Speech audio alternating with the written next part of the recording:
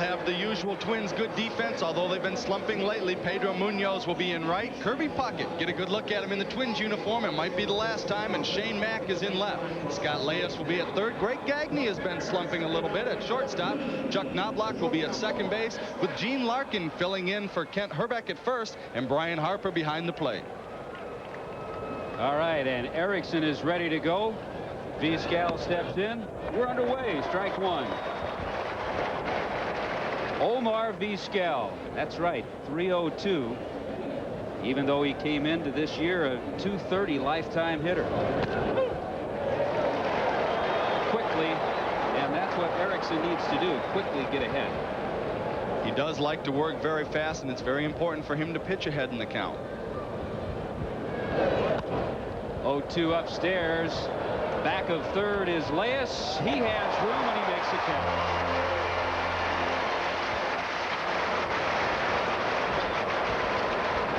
No longer a platoon with Scott Leyes and Mike Pagliarulo. Leyes is getting the opportunity to be in there on just about an everyday basis. Made a pretty good play there. And we talked about the offensive slump from the left-hand side. Pagliarulo is a big part of that.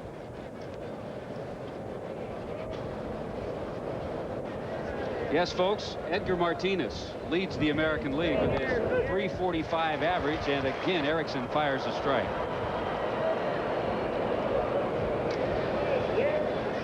Martinez, 415 over his last 21 ball games. And that's why he hits .345. Quickly, back to Tom Mees. All right, Tommy, under another dome in Montreal, top of the second, already 1 run in for St. Louis. Todd Zeile, you got to hit it a ton to get over the head of Marquise Grissom. He does, and he knocks in Ozzie Canseco. Canseco had a base hit to get on second, and he rumbles in with the Cardinals' second run of the game. So Ozzie scores. It's 2-0 St. Louis in the second. Tommy? Ozzie Canseco, how about that? Called up, had over 20 home runs, AAA. Just about as big as his brother, too. Oh, yeah. There's Ken Griffey Jr. chasing that sinker for a strike, 0-1. Tell you, look at the top 3 hitters for the Mariners, Larry. All 300, Vizquel, Martinez, Griffey Jr. Not a bad offensive ball club. No, they definitely put some runs up. Their pitching staff has been in the shambles virtually all summer long. You look at those averages, though, and I predicted 14-12 before this game started. Top 2 hitting teams in the league. Well, we're on our way.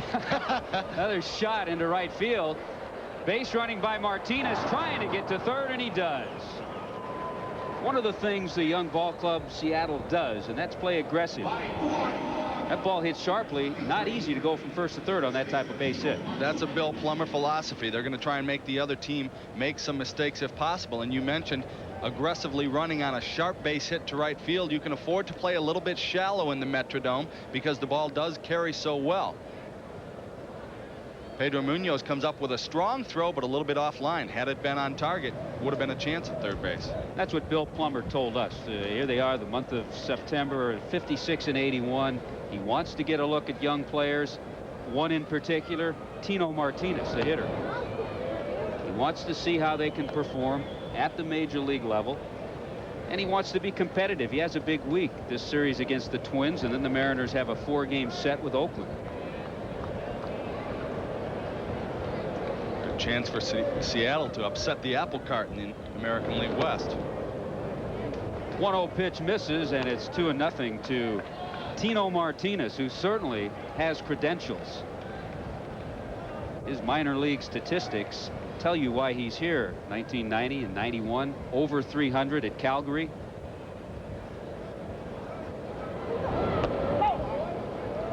Did he go? Third base umpire Dale Scott tells us, well, he said no, but he shakes yes, but he didn't go. It's all a D. Come on, Dale, get it right. Can't go wrong that way, can you? Griffey at first base, Edgar Martinez at third. 1 man out. And on 4 pitches, Tino Martinez walks. The bases are loaded, and we'll hear a lot from Tom Mees this afternoon. You're going to hear a lot from me. You got a lot to say, Tommy. Like this, in Pittsburgh, Tim Wakefield to Rick Wilkins. Wilkins goes down and gets the knuckleball. Nice piece of hitting there. 2 runners score. The Cubs take a 2-0 lead. And after Wilkins slides into third with a triple, he was knocked in by Alex Arias with a single. So it's 3-zip. Mike Morgan and the Cubs leading Pittsburgh in the second. Tommy?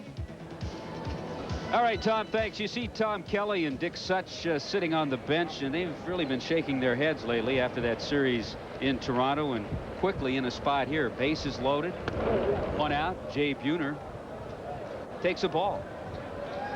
Tino Martinez was a guy that Erickson wanted to get to. He's hit into 23 double plays this year. Sinker ball pitcher. You need to throw a strike. Try and get out of it with 1 run. Now he's in big-time jam. And Buhner has power, takes a strike, and that evens the count 1-1. Well, with the bases loaded, the grand slam is something that is not unusual to the Seattle Mariners. The only problem, they've allowed 10 grand slams. So they'd like to change that a little bit. Double play ball. And it's turned nicely. Knobloch, Gagne, Larkin. We're out of here. The top of the first. No score. Twins coming up. Ball club back in the game as the Twins get ready to bat in the bottom half of the first inning. There's a look at the lineup. Chuck Knobloch will lead off and play second base. Batting in the number 2 hole, Scott Leyes, the third baseman. Kirby Puckett, just penciled him in there in center field, hitting third. Chili Davis will DH and bat cleanup. Shane Mack with another strong year for the Twins in left field. Brian Harper always steady behind the plate. Gene Larkin getting a lot of starts with the injured shoulder of Kent Herbeck. Pedro Munoz will be the right fielder. Greg Gagne, in a little bit of a fielding slump, will play shortstop. On the mound, you probably last saw him as a member of the New York Yankees, but Tim Leary may be rejuvenated as a Seattle Mariner. It's been a struggle for Tim Leary this year. A lot of it his own doing. 71 walks in 112 innings pitched is not a good number. The Yankees felt there was a lack of confidence in his fastball. That was the main reason he struggled so much, was not able to throw strikes with it. This will be his 19th start of the year. Defensively behind him, Jay Buhner will be the right fielder. Always a pleasure to watch Ken Griffey in center, and a guy on my all underrated team, Henry Cotto, plays left. Mike Blowers will be the third baseman. Omar Vizquel is at short, great hands. Brett Boone gets a start at second base with Tino Martinez at first, and Dave Valley doing the catching. Oh, you have one of those all underrated teams too. Well, I'm getting to be as big as Madden, so I figured I can have a team like his. Wherever Tom Kelly puts Chuck Knobloch, be it leadoff spot, which he's done for 42 ball games at over 300, or in the number 2 hole, always a good on-base percentage and a tough out. Tim Leary misses with the first pitch, ball 1. Knobloch's on-base percentage, 386.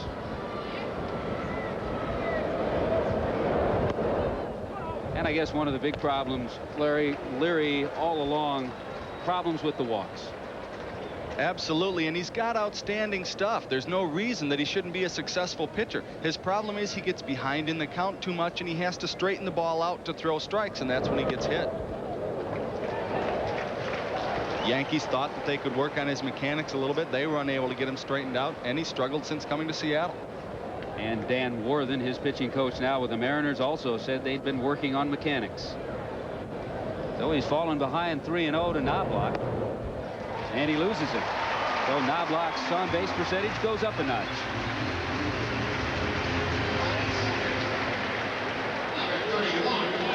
Okay, I really feel, and again, it's just my opinion, but I really feel he stands up a little bit too straight when he releases the ball. He doesn't seem to extend and bring the ball down into the strike zone. He has an inconsistent release point. He throws the ball a lot of different places with his arm.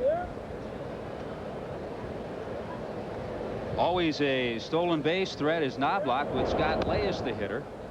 And again, Leary misses, so he's yet to throw a strike. You know, pitching is a lot like golf. It's all muscle memory. You want to get yourself synchronized into one swing. You want to get your body synchronized into one delivery. And Tim Leary throws the ball from all over the place. He just is not consistent with his mechanics. So what you're saying is if I had pitched, I would have had a slice, too.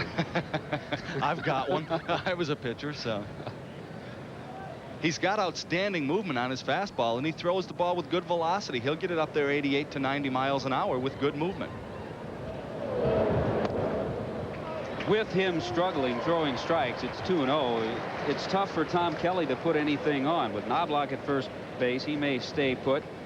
Leyes, a pretty good hit and run man. That's why he's in the number 2 spot. There's another reason that Leyes is hitting second. Gene Larkin, who's at first base, has hit there a few times, but he's a left-handed bat. And Larry, you talked about the Twins needing those left-handed bats, and he needs Larkin a little further down the lineup. Well, he needs somebody from the left side to be a threat, particularly against the right-hander. Dick Such scratching his head and saying, I'm glad I don't have to work on Tim Leary today because he's struggling in a big way. The 2-0, and Leary finds the strike zone. 2 balls and a strike now to Scott Leyes. With the movement that Leary has on his fastball, he needs to get ahead by trying to throw the ball right down the middle of the plate and know that the movement is going to take it into a good area of the strike zone.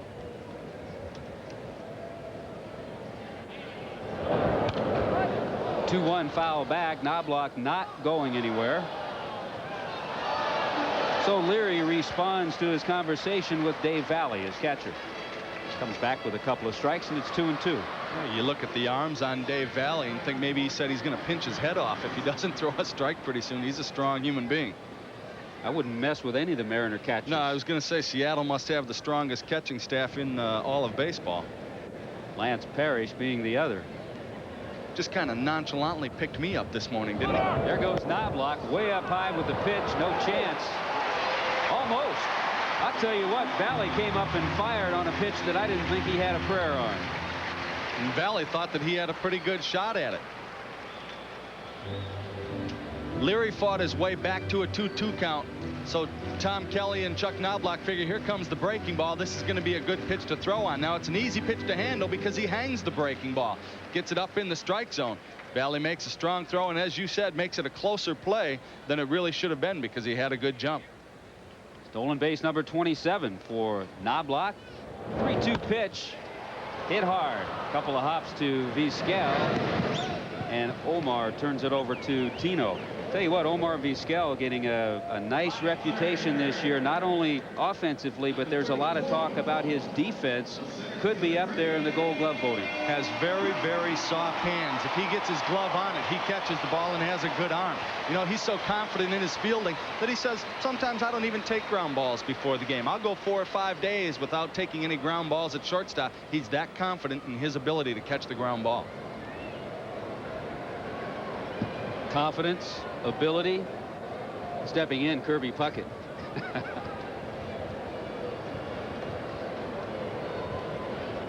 Well chronicled, a free agent. Not too much talk lately about any conversations he's had with the Twins. Takes outside for a ball. You talk about all the money that this man is going to make. Part of the prerequisite to being a superstar is putting people in the stands, and Kirby Puckett does that. People come from all over the country to watch this man play baseball.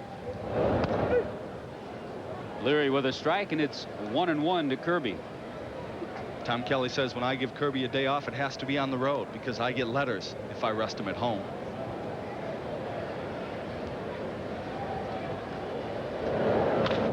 Hard shot, but just foul down the third base line. So Leary, after that leadoff walk to Knobloch, has come back throwing a few strikes. Tell you what, we have a lot of batting leaders in the ballpark today. That's just a look at the top 5. You go down farther, you have Griffey Jr. at 314, Knobloch at 304, Brian Harper at 303. There goes Knobloch.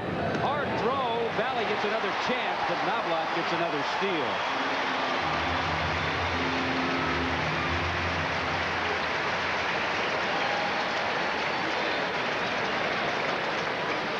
Tim Leary's having so many problems throwing his strikes now that he's not too worried about the base runners. Tough pitch for Valley to handle, but he makes a good throw. Knobloch got a great jump off of second base. Valley thought that he had him out. He thought he had him out at second. He's still standing at third. Frustrating for Dave Valley because he has made a couple of strong throws. Hang playing with him. The 2-2 foul straight back. Yeah, that's amazing. We saw those hitters, the top 11 hitters in the American League. Of the top 11, 7 are here today. 14-12, like I said. So we're looking at a 1-0 shutout, right? No score. We're in the bottom half of the first inning. But Knobloch's at third with 1 down. Chasing a high fastball, and Leary gets the strikeout. Big out right there for Tim Leary. That's a pitch that Kirby Puckett has been laying off. He's faced a lot of right-handers lately, and so he said, I'm going to be looking for the breaking ball, and I'm going to try and lay off the high fastball. But he gets one from Leary, and he isn't able to. That's not the pitch that he wants to hit. Yeah, Kirby saw David Cohn, Juan Guzman, Todd Stottlemyre in that series in Toronto. A lot of righties, saw a lot of sliders. Didn't see many fastballs. Here's Chili Davis. Chili takes ball 1. Pretty good reason that he didn't see many fastballs. He crushes them. I wouldn't throw him a fastball either. Chili's average not too bad, as you see.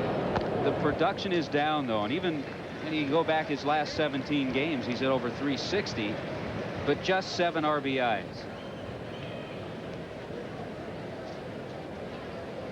DHing today because of the shoulder problems Kent Hrbek is having. He might ordinarily DH. Roll to third. The throw by Blowers is in time. Chili with average speed. So that'll do it for the Twins. We've played 1 inning here in the Metrodome in Minnesota. No score. As Valley collapses and Harper stretches, his spike actually lands on the right leg of Dave Valley.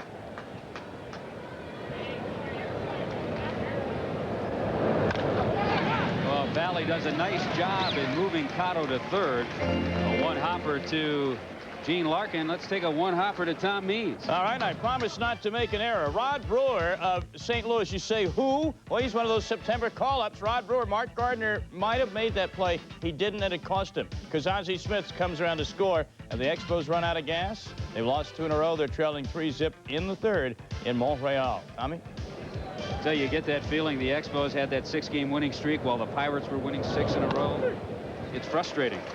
Here is Brett Boone. First time we've gotten a chance to look at the young second baseman of the Seattle Mariners. Tremendous AAA season this year in Calgary. .314 hitter, 13 home runs, 73 RBIs. Infield is in with Cotto at third base. 1 man out, and the count to Brett Boone 0-2. Brett Boone certainly doesn't seem awed by the surroundings, does he? No, he doesn't, because he's been around those surroundings all his life. Outfield shading him a little bit to right center.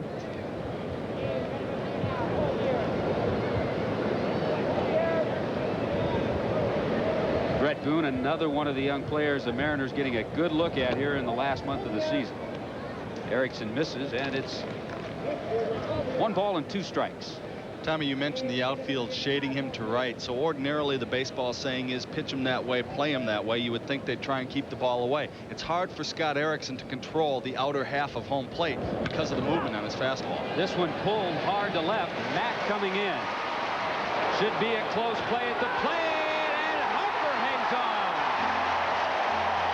Perfect throw by Mack. Brian Harper stayed right there. Kind of remember that from the World Series, don't you? That's all for the Mariners. We'll go to the bottom of the second. No score in Minnesota. Harper does a nice job blocking the plate. Cotto never gets there. And with Mack up there, the count is now 3-0. So Tim Leary, after regaining the strike zone after his leadoff walk to Knobloch, falling behind 3-0 to Shane Mack. All season long, that plate's been moving around on Tim Leary. Outside for ball 4.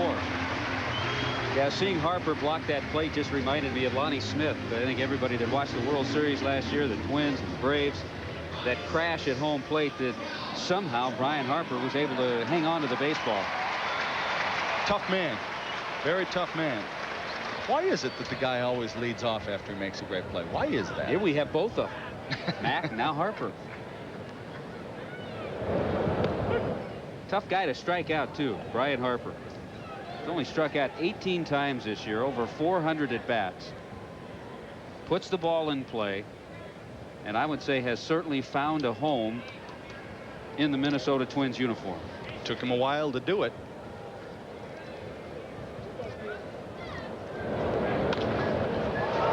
Breaking pitch lofted to center field. Easy play for Junior. And there's one away. Now, we talked about Labor Day and baseball. A lot of baseball today on ESPN. Cincinnati takes on the Houston Astros. That'll be following us. And then in Kansas City, the Toronto Blue Jays, with a 1.5 lead over Baltimore, take on the Kansas City Royals. You'll get a chance to see George Brett continue in his pursuit of 3,000. Gene Larkin will be the hitter. And we talked about World Series heroics. Probably the greatest moment for Larkin in his career, that pinch hit single, Game 7. How many kids dream of that? Game 7, pinch hit single, 1-0 win. Jack Morris all the way. Is that what you visualized, being the hitter that drove in the winning run? Still do. Can't do it now. I went the other way. I always struck the guy out and then had the team descend on me. In my dreams. 2-0's the count to Larkin, who has been a very solid player for the Twins. You look at guys like Larkin and Randy Bush, players who really fit into the Tom Kelly type mold. And he uses them. Larkin getting more playing time now with Herbeck injured a little bit. Role players, and the thing that Tom Kelly does best is give players the opportunity to do well with the strengths that they have. All the good managers do that, and it's what TK does so well. You know, you think back to an Earl Weaver, guys like that. They put players in the position to do well with the physical skills that they had, and that's why they've been so successful. And one of the guys that Earl Weaver used is Tom Kelly's hitting instructor, Terry Crowley. Exactly.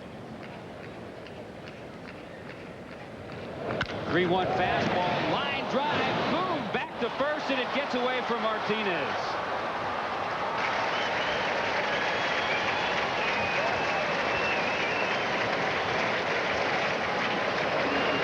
Hard hit ball by Larkin. Boone handled. Not sure if the throw was wild or if it just got there at the same time as Shane Mack. It looked to me like Tino Martinez had a little trouble with his footwork, getting himself in position to receive the throw from Brett Boone. Yeah, the throw just hit off the end of his glove. It actually was a good throw. The wrong foot extended for Tino Martinez. So the error has been charged to the first baseman, Tino Martinez. Here is Pedro Munoz. Fouls it off, 0-1. So because the ball came all the way into the dugout, Shane Mack allowed to go to third base. So he stands at third with 2 out. No score here in the bottom of the second inning. Wasn't a very pretty swing, was it, by Pedro Munoz? Would have been with 2 strikes. Ooh, inside, and he is nailed.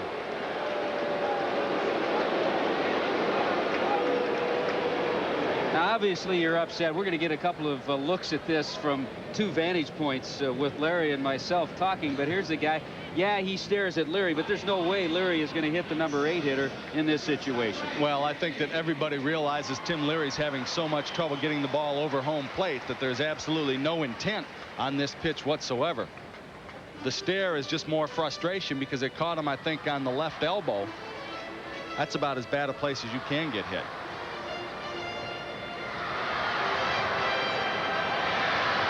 Leary's not exactly the kind of guy that you're going to dig in against, because right now he's facing south and he's throwing the ball and he's not too sure where it's going himself. Runners at the corners with 2 down. Gagne pops it out of play.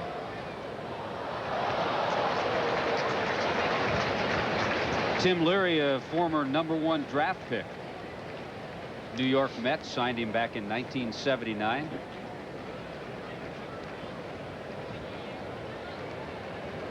You know, Gagne, another one of those free agents. A lot of talk about Kirby Puckett, but Gagne, John Smiley, off speed, no chance at all as Munoz got a tremendous jump from first base.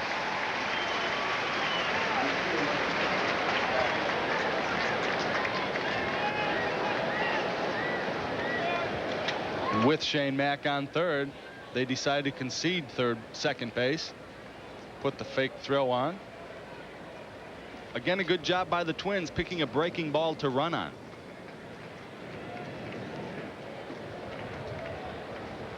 Counts 1-1 to Gagne. I want to say routine, but in the Metrodome, nothing is routine. Just about everything is for Henry Cotto, though, and that'll do it for the Minnesota Twins. In the second inning, we've played 2 in Minnesota. Nothing. See their Minnesota Twins. Top of the third, the Mariners come up. It'll be Mike Blowers. Then the top of the order, Omar Vizquel and Edgar Martinez.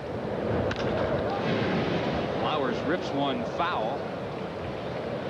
He's getting a chance to play. Edgar Martinez DHing because he's had shoulder problems all year. So Blowers has gotten a few starts at third base.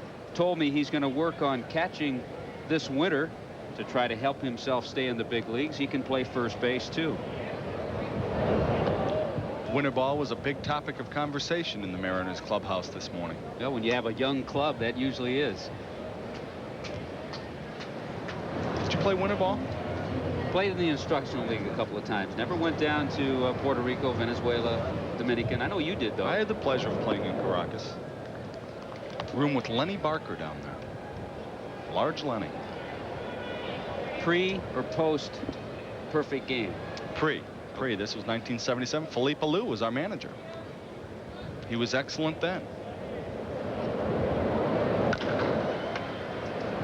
To the shortstop. Gagne this time gets it over accurately to Gene Larkin, and that's all from Mike Flowers.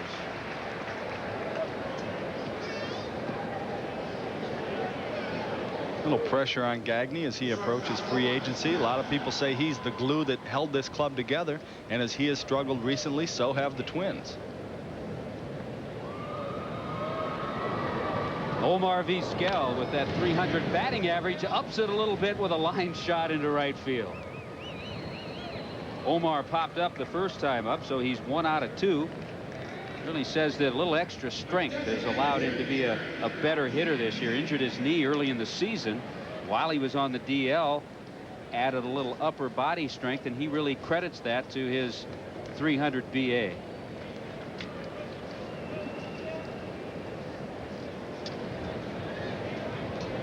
Edgar Martinez pursuing a batting title.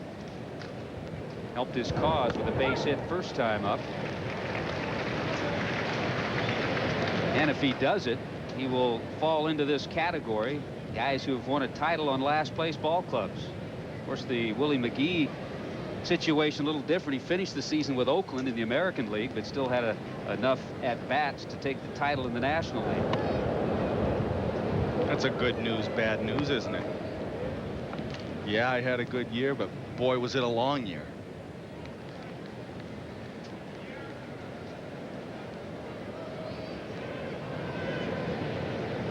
That's about the most excited Tom Kelly appears. They could be on a 10-game winning streak or a 10-game losing streak, and Kelly would look just like that. Erickson misses with that pitch, and it's 2-1 now to Edgar Martinez. Come on, Tom. See, he hurt us. That's a pretty complicated set of signs, too, isn't it? There goes Vizquel. The quick throw by Harper at Omar Vizquel picks up the steal. So we've seen an early trend from both of these clubs try to take advantage and steal bases. Knobloch with a couple. And here's Vizquel. Neither club is exactly what you would call a team of speed burners. Vizquel gets a good jump, and again a good pitch to run on by the Mariners this time around. So with one down, he's in scoring position. Martinez chops one to deep short. This is where you need that strong arm, and it gets away from Larkin.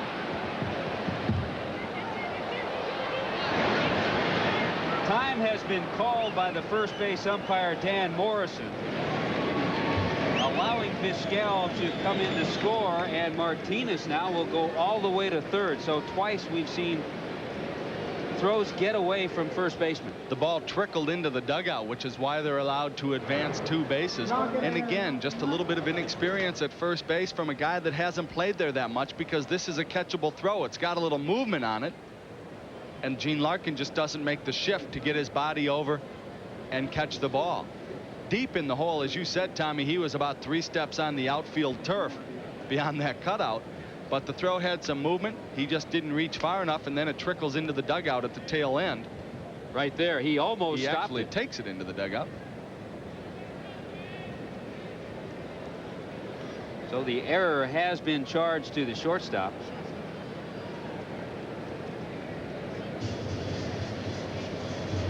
And through all this, the Mariners have taken a 1-0 lead. And again, Tom Kelly comes out to talk with the home plate umpire, Rich Garcia. So it's been that kind of ball game. A few controversial plays. We had the throw to second base with Brian Harper saying that he thought Dave Valley interfered. And now the question is, I believe, how far the runners should advance. That's what Tom Kelly's trying to figure out. Bill Plummer's going to make sure that he gets his opinion in there. He doesn't want Tom Kelly to try to intimidate these umpires. Not that Richie Garcia can be one of the best umpires in the American League, who's saying to himself, gee, I thought I was going to have a nice quiet Labor Day, come to a quick ball game and have a good dinner tonight. Well, you look at the situation too. Here are the Minnesota Twins battling the Oakland Athletics, 5.5 games out as we speak. They're coming off a 3-game losing streak. They still have a lot at stake, and they still firmly believe that they can catch Oakland. Kirby Puckett, he feels that way. He feels that way every day he comes to the ballpark. So a little different, maybe intensity in the Twins as opposed to the Mariners. They're looking at this game differently. Well, the Mariners have written the season off. They know that they're not going to be going anywhere. All they're doing is looking at individual goals and trying to lock up positions for next year, trying to impress that man, Bill Plummer. Well, the play stays as it was called by Rich Garcia. Infield in, and Junior takes low, ball 1. I'm sure what Tom Kelly is saying is, how can you advance him 3 bases? Because if the throw is caught, he's out at first base. The throw trickled into the dugout. Keep him at second. Don't let him go to third. Off speed has Griffey fooled, and the count's 1-1. Martinez at third base, 1 run in. Mariners have a run on 3 hits. Twins no runs, no hits, and the Twins with 2 errors. Hard shot with the infield in, a hitter's dream. Griffey with an RBI single. Martinez scores, and it's 2-zip Seattle.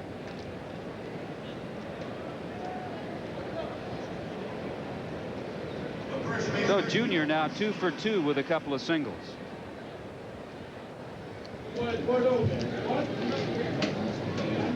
You want to get the ball down in the strike zone. Don't leave it up there where he can get on top of it and drive it up the middle. You're trying for the ground ball. You want it to be hit at somebody.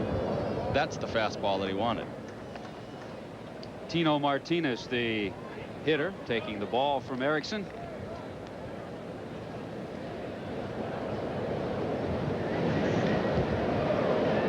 Another potential base stealer in Ken Griffey Jr. Has 9 on the year. I'm surprised Junior got that good a pitch to hit, because with Tino Martinez on deck, a good double play man, you don't want to let Griffey drive in that run with the infield in. Work around him. You have a double play type pitcher too. Erickson was second in the American League last year in most ground outs to air outs. So he, with that sinker, can get that double play ball, which he did in the first inning. Helped him out of a bases loaded jam.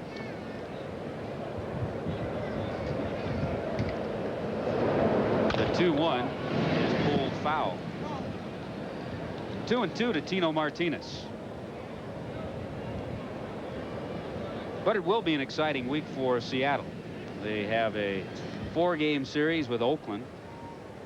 So a chance for the young ball club to shake things up in the American League West and impress their manager. Not necessarily in that order if you're one of the Mariners players.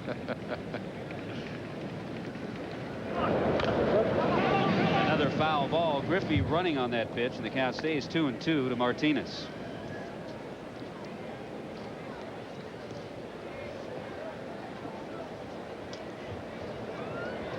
Tino Martinez out of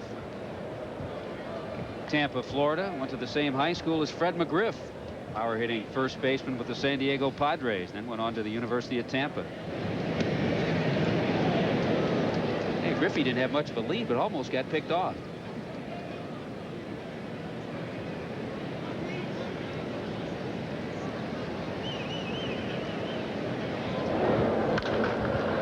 Two hit high in the air.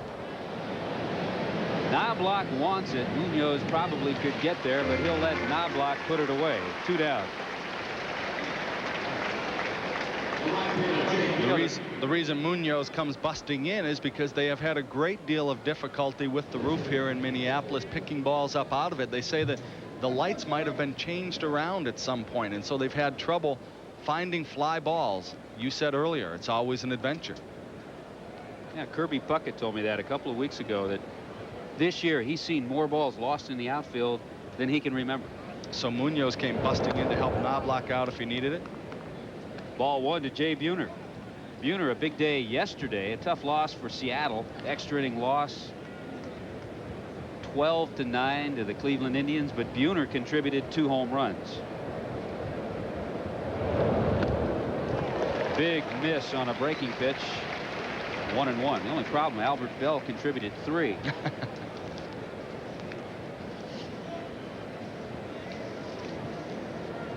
Jay Buhner always with large power numbers, 23 home runs, had 27 last year. Then you go over a few columns, and always large in that strikeout list too. Griffey started to go and then stopped about a third of the way.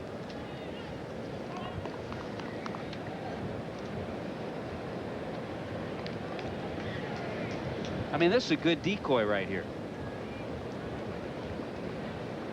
Now, you're a former position player. What makes you hold up like that? Well, number one, he probably held up thinking he didn't get a good jump. And you get that feel, you take off. If you don't think you have a good enough jump, you don't want to get nailed with a guy who can hit one out at the plate. 2-2 now to Buhner. Especially in this ballpark. Buhner hit into that double play that ended the first inning. Takes one under the chin, and it's 3-2. That's a beautiful thing, isn't it? I knew you'd say that. Boy, does that set him up for the slider here. Look at that one-hit lifetime for Buhner against Erickson, and it was deep. The slider it is, and a strikeout it is. Buhner's gone. Mariners pick up 2 after 2.5. 2-0 Seattle.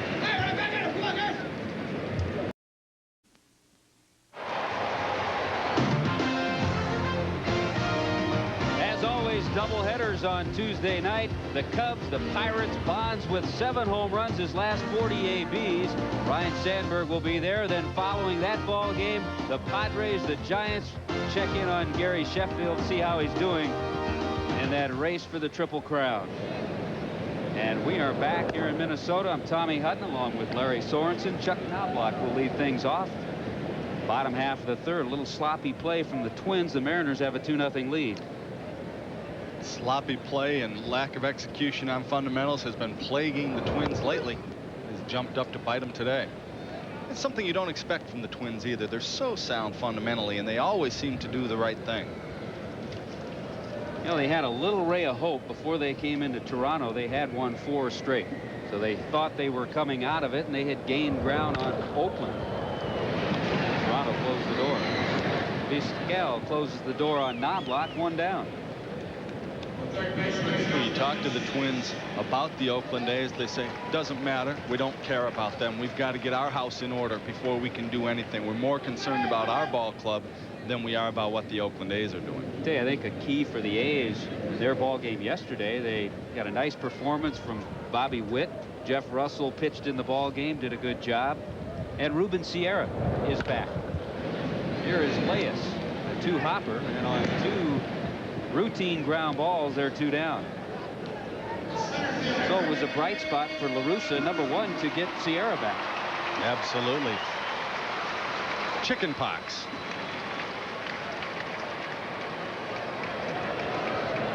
So far, Tim Leary has been able to shut down the Minnesota Twins. They're looking for their first base hit. They have had base runners. So Leary goes after Kirby Puckett with 2 down. You'll hear hitters talk about a pitcher being effectively wild because he's all over the strike zone. You can't start narrowing things down to the hitting zones that you like. You can't start thinking he's going to throw low fastballs. He changes speeds, and Kirby pops it high. Very easy inning for Tim Leary. 1, 2, 3 go the Twins. We'll get out of here and be back in the 4th. 2-0 Seattle. I'll tell you, the wise choice for these fans was to come to this Twins game here in the Metrodome. A little chilly outside. Had some rain early this morning in the Minneapolis-St. Paul area.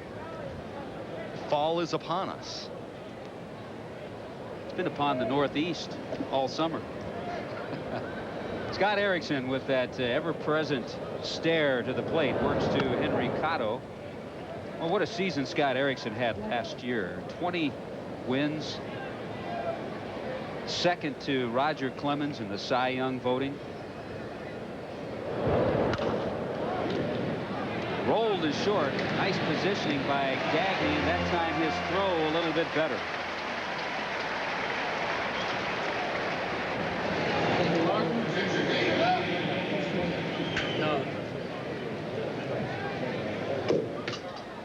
Almost the same kind of play that he had to make an inning or so ago and came up with the short throw. It's a strong arm for a throw on the run. Had a little more time to surround that ball and get his body pointed in the right direction. What a difference a few feet makes.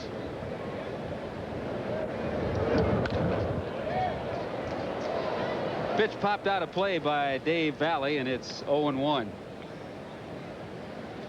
An interesting chat with Dave Valley before the game. He was saying how it's been an interesting summer because of all the rookies on the pitching staff, and he said things that you take for granted as being done, pitching around a guy, not throwing a certain pitch in a certain situation to a guy. He's had to go to the mound and tell the rookie pitchers about it. 7 guys, he said, he's broken in this summer.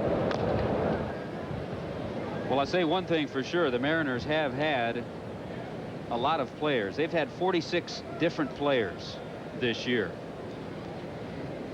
So they have utilized that clubhouse very well. But you talk about names: Sean Barton, Rich DeLucia, Calvin Jones. These are some of the young pitchers. Jeff Nelson, another. Russ Swan. Guys like this are the youngsters that Dave Valley has worked with. Of course, losing 3 pitchers over the offseason in one trade made things a little bit interesting. Another thing that the Mariners seem to do is they bounce pitchers around a lot between the starting rotation and the bullpen, which is a very, very difficult thing to do. Now, sometimes you're forced to do that because of the situation with injuries or whatever, but they're still trying to find out the strengths of a lot of their pitchers. Kicked over to Larkin, and he makes the play. Just mark it down. 1-3 on the putout. Credit Erickson with a skate save. An assist, and Larkin gets the putout. Yeah, it's easy for you to say, just mark it down. You've never been hit in the shin like that on a ball back up the middle.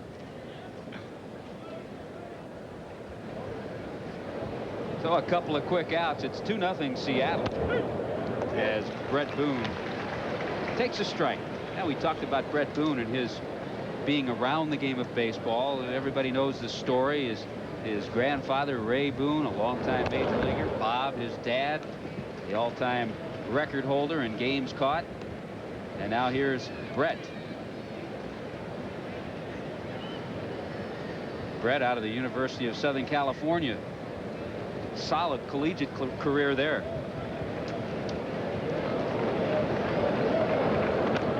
Takes up high, and it's 1-2. Making the adjustment, as all young players do when they, well, a couple of adjustments. You go from college to the minor leagues. That's an adjustment. Now the minor leagues to the major leagues. 2 hoppers scooped by Larkin, and both pitchers settling in with 1, 2, 3 innings. The Mariners are gone. We'll go to the bottom of the 4th. 2-0 Seattle. Here we are at the Metrodome on Department of Transportation Warning Lights Day. Tommy Hutton along with Larry Sorensen. Never heard that promo before. I've never been at a ballpark on Warning Lights Day. Department of Transportation Warning Lights Day. Chili Davis stands in and skies it out to Henry Cotto. 1 pitch, 1 out. All of a sudden, Tim Leary has now retired 5 straight hitters. Still a big 0 in that hit column, isn't it? Talked about Leary being a #1 pick of the Mets back in 1979. He also pitched with the Brewers, the Los Angeles Dodgers, Cincinnati, the Yankees, most recently. Had his best season with the Dodgers, 1988, 17-11 that year. Shane Mack takes outside, ball 1. Your free agent year is always a good year to do that too, isn't it? Well, the downside of that, since that season, Tim Leary has gone 21-43. Pitch in for a strike to Shane Mack, and it's 1-1. Oh, I thought we were getting warning lights back there. That's not the promotional giveaway, huh? On the hands, good pitch by Leary. Boone with the play. You know, it all boils down, as we say so many times. We've seen hitting, but pitching is what makes the difference. Couldn't prove that for the Red Sox, so lead the league in pitching, but look at the Seattle Mariners. That's where they have their struggles. 14th out of 14 teams is not a good place to be. You mix the Mariner offense with the Boston pitching. Boom, there you have it. If ifs and buts were cherries and nuts, we'd all have a very Merry Christmas. 2 outs, and Harper steps in. Count 0-2 quickly, so Tim Leary, #1, getting ahead and throwing strikes. He was acquired by the Mariners for minor league outfielder Sean Twitty. It was a situation where the Yankees had put him in the bullpen. They weren't going to use him. They have young pitchers coming up, guys like Russ Springer, Villatello. So to make room for that, they sent Leary on to the Mariners. I'm sure that the Yankees probably assumed a part of his salary as they sent him out to Seattle. Good move for Leary because he was not going to be used in New York. They'd given up on him.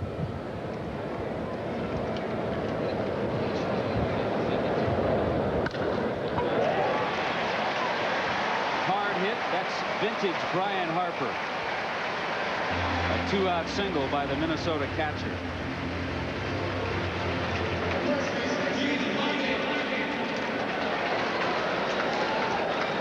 Brian Harper zeroes in on a fastball because Leary had just missed by so much with his breaking ball. A little bit more over the middle of the plate than Leary wanted. Not a bad pitch, though. Harper went down and got it. So the Twins get on the scoreboard in the hit column with their first knock. And here's Gene Larkin. You know, you look at the infield of the Seattle Mariners, and that 3/4 of it, the infield of their future. They have Boone and Martinez on the right side, Vizcal at short, Blowers, who we talked about playing third base. Edgar Martinez will probably be there for a while, so that's really a look at the Mariners infield. As you mentioned, particularly in Boone's case, they're trying to find out. Harold Reynolds sitting on the bench, going to be a free agent. He feels that the Mariners just won't pay the kind of money he commands. Deep drive by Larkin. Way back. Upper deck shot. It's 2-2.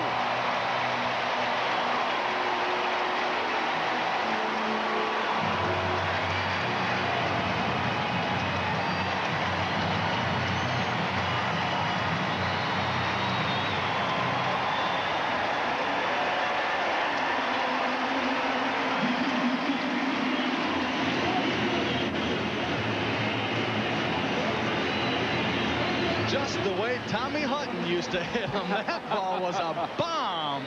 I mean, this is way back. And forget the little baggie out in right field. You get him into the upper deck, that's big boy country. That's Herbeck territory. So with one swing, all of a sudden the Twins back in the ball game. Thanks to Gene Larkin, it's a 2-2 tie. Home run number 6. And it was deep. Here is Pedro Munoz. Waves at a breaking pitch. I think Larkin knew this one was out too. You hit him like that, there's not much question. Give him credit for running it out at all, though, because there's no doubt about it. As soon as he lets that swing go, you know, as a pitcher, sometimes you get into a groove and you get halfway through the pitch and say, oh, I don't want to release this one. You got to take a little peek, though, if you know it's going in the upper tank. 414 feet, according to the IBM tail of the tape. Leary back to Munoz. Count now 2-2. The Minnesota right fielder. Munoz, at one time a member of the Toronto Blue Jays organization, came over with Nelson Liriano in 1990 for John Candelaria. At that time, the Blue Jays looking for the left-handed arm of Candy. Munoz takes one the other way, but this ball slices out of play. And I started thinking, Larry, you think of all the young outfielders that the Toronto Blue Jays have been able to unload. A lot of teams would like to have them. The youngster Ryan Thompson, who just went to the Mets along with Jeff Kent in the David Cohn deal. Glenn Allen Hill, Mark Whitten with Cleveland. Sure. So they just keep stocking them up. Could make yourself a pretty good outfield out of that group. And they like the one they've got, Derek Bell. Slider misses to Munoz, and the count's 3-2. 2 outs, 2 runs in on the Larkin blast. It's a 2-2 tie. Bottom of the 4th inning. Foul back. One thing Tom Kelly has said, they do have a series with Oakland, in Oakland, September 14th, 15th, and 16th, the Minnesota Twins. Tom Kelly said that he would like to be at least 3 games, maybe better, but at worst 3 games out for that series. Again slicing, and again out of play and out of reach of the right fielder, Jay Buhner. 3 was the number that he referenced, and he also said winning 2 out of 3 doesn't do us much good either once we get there. Well, he's managed World Series champions last year, 1987. The last 39 games, though, he's seen his ball club go 15-24. That's the first upper deck homer in the Metrodome in his career. First second deck homer for Larkin in his career at the Metrodome. Leary and Munoz will try it again. 3-2 fastball. This one will stay fair, and it'll stay in the ballpark for Ken Griffey. 2 runs on Gene Larkin's 6th home run. It's a 2-2 tie. We'll go to the 5th. Upper deck shot here in the Metrodome. Means I've got more upper deck shots than he does. I've thrown a couple up there. Here is Mike Blowers leading things off for Seattle, top half of the 5th inning. So new life for Scott Erickson, too. All of a sudden, he's back in the ball game. 24-year-old right-hander misses with his slider, and it's 1-1 now to Blowers. Blowers, a strong season in AAA. Blowers with a .317 batting average in Calgary, 9 home runs, 67 RBIs. Chops this one, and it's just foul. Leas didn't know for sure. He had to play it as if the ball's fair because he has the third base umpire, Dale Scott, behind him. Of course, the call goes to Richie Garcia if he fields it in front of the base. Dale Scott if he fields it behind the base, and he fielded it right over the base. So whose call's that? Well, they both made the call, and they both were right. And so they agreed. Nice now going. there's something. Garcia and Scott, way to go, guys.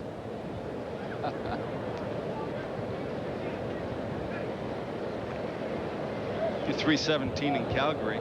That can almost be considered a bad year in Calgary in the Pacific Coast League. You talk about a ballpark the ball jumps out of. Yeah, the Calgary Cannons. Bill Plummer was a fixture there for a number of years. Now you credit Bill Plummer, who did his time. Managed the Calgary Cannons for 3 years.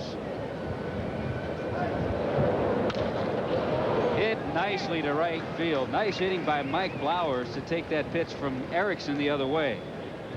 So Blowers picks up his first base hit today. hit number 5 for Seattle, and a leadoff single.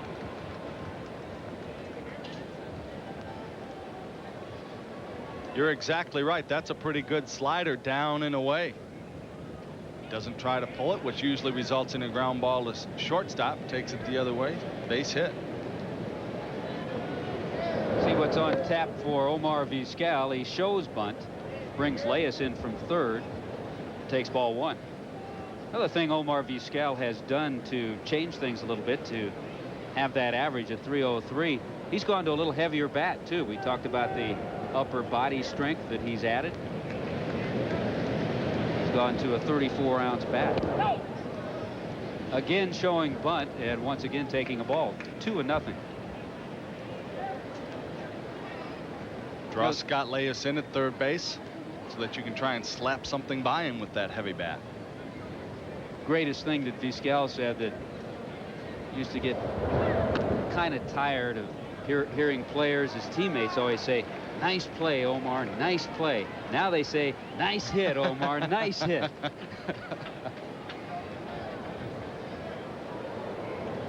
Well, in a situation where Erickson is just trying to throw strikes with Vizquel bunting, he's fallen behind 3-0, and this has brought out his pitching coach, Dick Such. We talked earlier about the way things have gone in the American League West. Even though Oakland had a 1-5 week, at the same time the Minnesota Twins were losing 3 straight in Toronto. So it's a 5.5 game lead. Had been 4.5, but the loss by the Twins yesterday, the win by Oakland, put it up to 5.5 once again. There's a strike from Erickson. 3-1. Really a week of lost opportunity for the Minnesota Twins, and they were feeling a little bit. That was the topic of conversation in the clubhouse.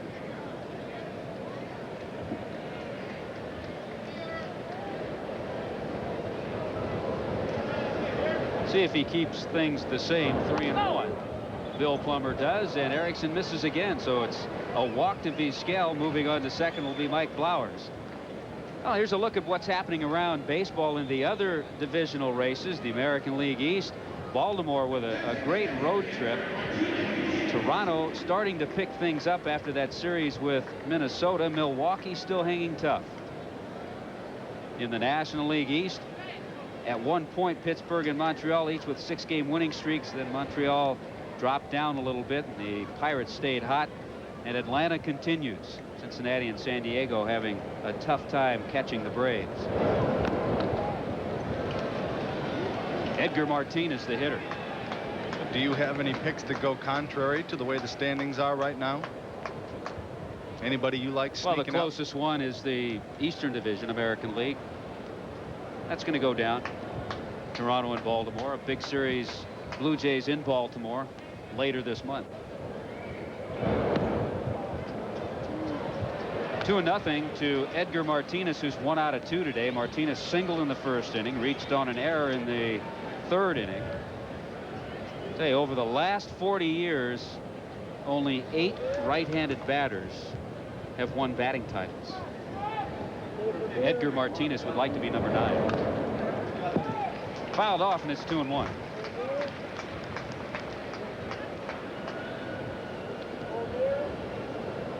Dick Such did the conversing with Scott Erickson.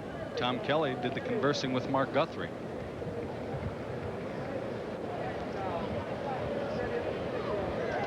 I mean, people are surprised when you talk about Edgar Martinez. These guys aren't. They know him. But it's not like he's never hit 300 before. Good pitch by Erickson, and it's 2-2.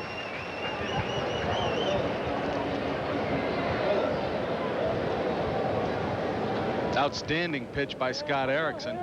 Fastball, when he gets the fastball on the outside part of the plate, he actually starts it off the plate, and because of the movement that he has, he brings it back to that outside corner. Very difficult pitch for Scott Erickson to throw, but extremely effective. The last 2 years, Martinez also a 300 hitter.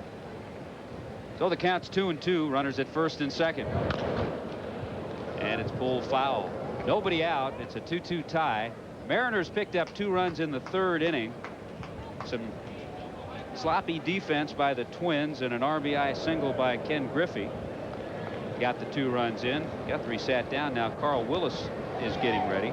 The Twins scored a little faster. A 2-run shot by Gene Larkin, bottom of the 4th inning. That's how we stand right here in the 5th. But the Mariners threatening. Up high to Edgar. Ball 3. 3-2. 175 base hits now for Edgar Martinez. Trails Kirby Puckett by 3. And the Mariners, under new ownership, have locked in Edgar Martinez. Just recently signed a 3-year contract.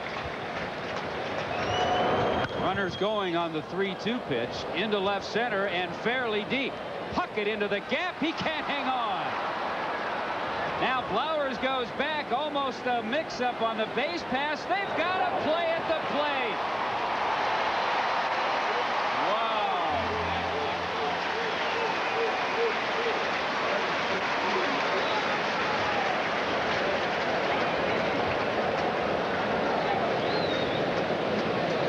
Well, that is definitely a mix-up on the base paths. You called it exactly right. Now, Kirby Puckett, I think, thought he was going to run into Shane Mack on this play. A little miscommunication on the part of the Twins outfielders. And then a lot of miscommunication on the part of the Seattle Mariners runners. Marty Martinez held up the runner originally, then had to send him in. And there's the confusion. Flowers almost gets passed by Omar Vizquel. Now Vizquel is still standing in between third base and second base there, so Marty Martinez takes the best option and goes ahead and sends Flowers into home. What a shot. Marty Martinez, both hands. One to Vizquel, one to Blauer. I'm not sure. Go ahead. Anyway, runners at second and third. The putout goes 7-6-2. Junior is up. The infield is back. Be a situation to be surprised if Junior sees much to hit here. Flowers saying, what am I supposed to do? I think Kirby Puckett's going to make the catch. If I can't go all the way. Well, he was on his way back, and I think Vizquel, because he was running towards second and rounding it, saw that the ball was dropped quicker than Flowers was, because Flowers had his back to the plate originally. When he thought it was going to be caught, he started back towards second base. Vizquel had the play in front of him, and he saw the ball drop quicker. After not seeing much, the Twins just put Junior on intentionally to load him up for Tino Martinez.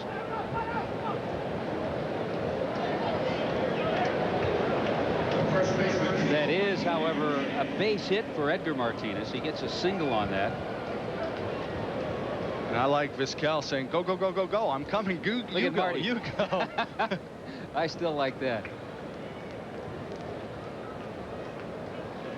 Oops. Vizquel's at third, Martinez at second. Griffey is at first for Tino Martinez. Tino is 0 for 1, walked and popped up. 2-2 tie, top of the 5th. 1 down.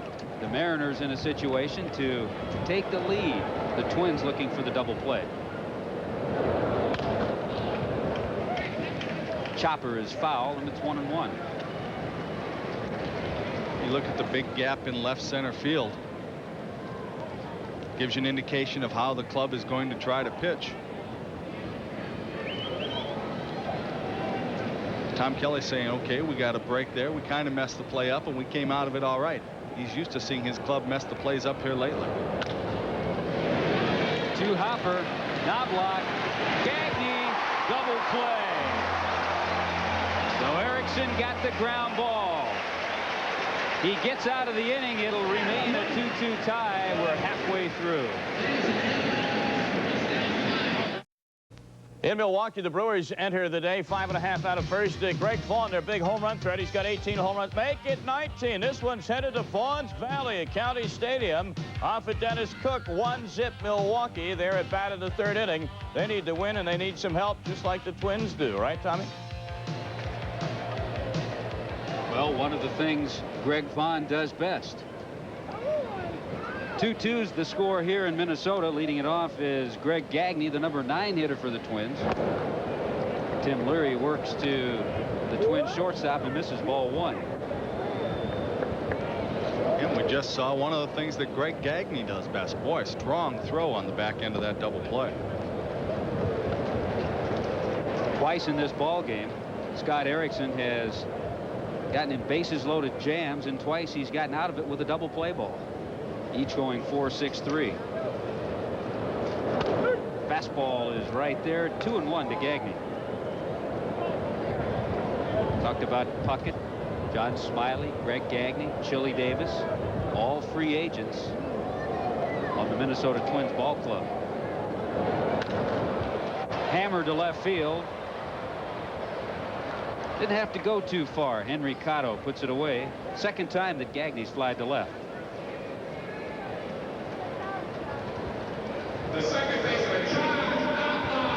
You know, Scott Erickson talked about twice working out of jams. Normally he'd be working to Lenny Webster, who's become the Junior Ortiz for him this year, but Webster has a broken finger, and the last couple of times out for Erickson he's been working with Brian Harper.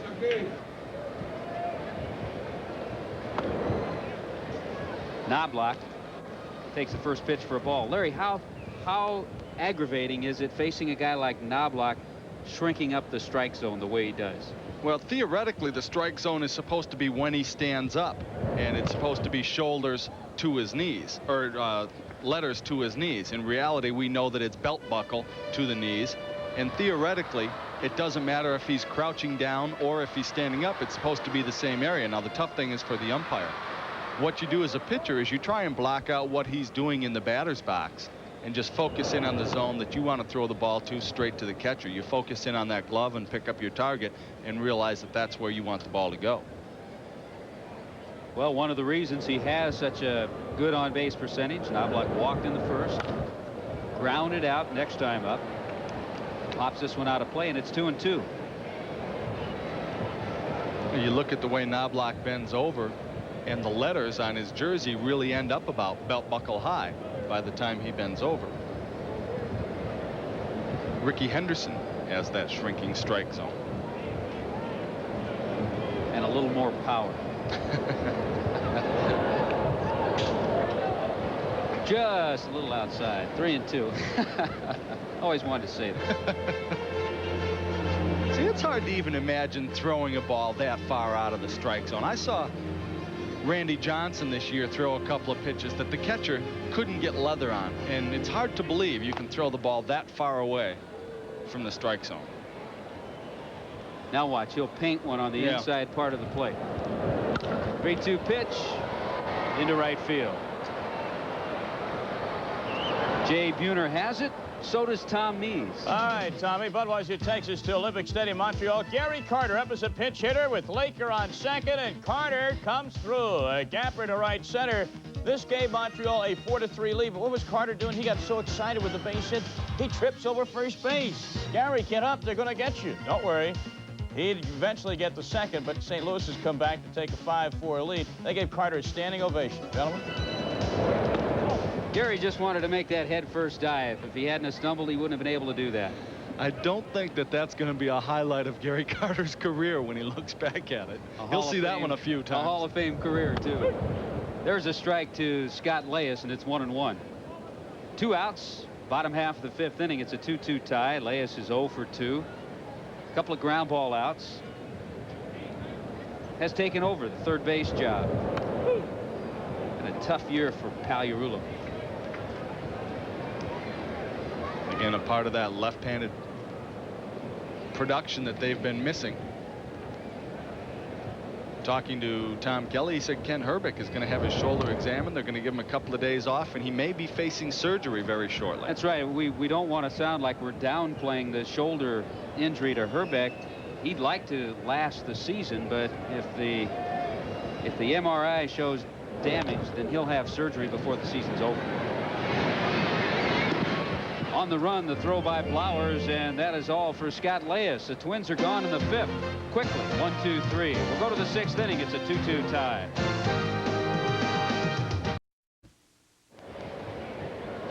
Scott Erickson working to Jay Buhner, misses on the first pitch for a ball. 1-0.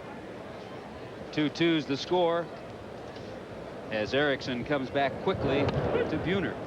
Larry, remember in spring training people talked about the outfield of the Seattle Mariners? Buhner, Griffey, Kevin Mitchell. There's 100 home runs. Mark it down.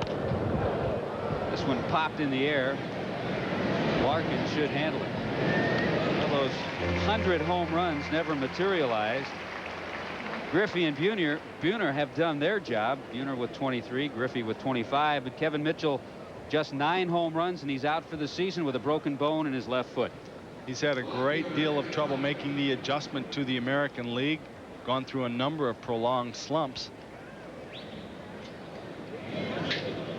He'll be back though. He's too solid a hitter to go through that kind of year again, I believe. And he had 67 RBIs, Mitchell, with those 9 home runs. There's Henry Cotto taking the first pitch inside, ball 1. You know, Cotto had a stolen base, and he is so tremendous in his percentage. It was his 21st steal, 21 out of 24. No chance here as Leyes makes the easy play. Well, we've been talking about this Labor Day holiday weekend. A lot of baseball on ESPN. Cincinnati against the Houston Astros. Cincinnati still with a shot. And the Toronto Blue Jays trying to stay ahead of the Baltimore Orioles. Take on George Brett and the Kansas City Royals. See, today's the kind of day that would get me in big trouble at my house, because I'd be on the couch from 1 o'clock till about 11 o'clock tonight. Dave Valley, first pitch is a strike from Erickson. So Erickson settling down after some trouble he got in the 5th inning. Scott Erickson out of the University of Arizona. Also went to San Jose City College. Had a great first half last year. Last year was 12-3 with a 1.83 earned run average. Then had elbow problems and went 8-5 with a 5+ ERA the second half of the season. And struggled in postgame too. Postseason. Might have struggled in the postgame spread too. I don't know. Off the hand of Valley. Fastball just kept riding up and in.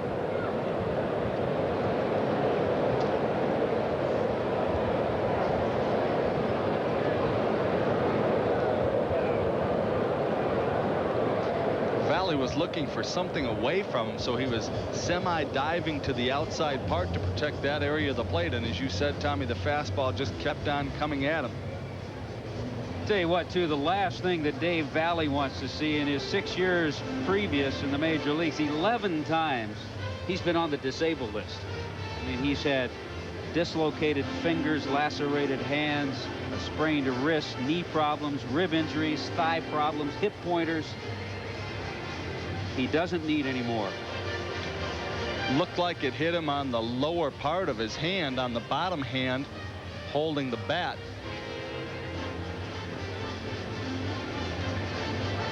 Very similar to the way Len Dykstra broke his hand in his first at-bat of the year. Now you can see he gets the tap from Brian Harper. Harper was nailed in the elbow just the other night in Toronto, and he was able to respond and stay in the lineup.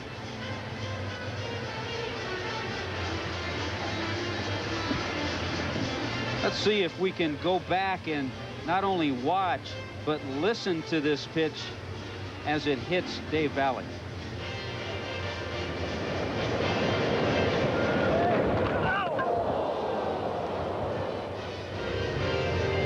Ouch. That hurt listening to it.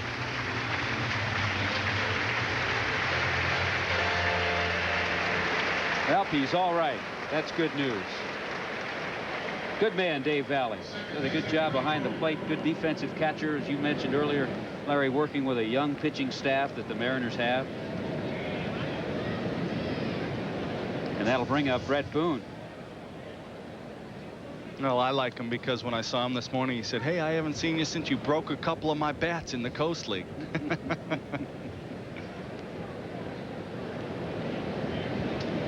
88 miles an hour on the fastball with outstanding movement. Brett Boone 0 for 2 in the game, lined out to left field in the second inning, tapped to first in the fourth. 2-2's the score, top half of the sixth inning.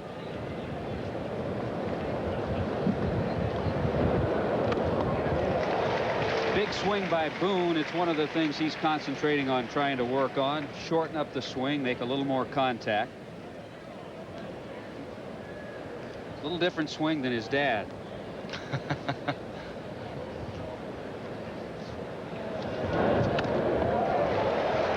Fastball sailing inside. Bob Boone had 105 career home runs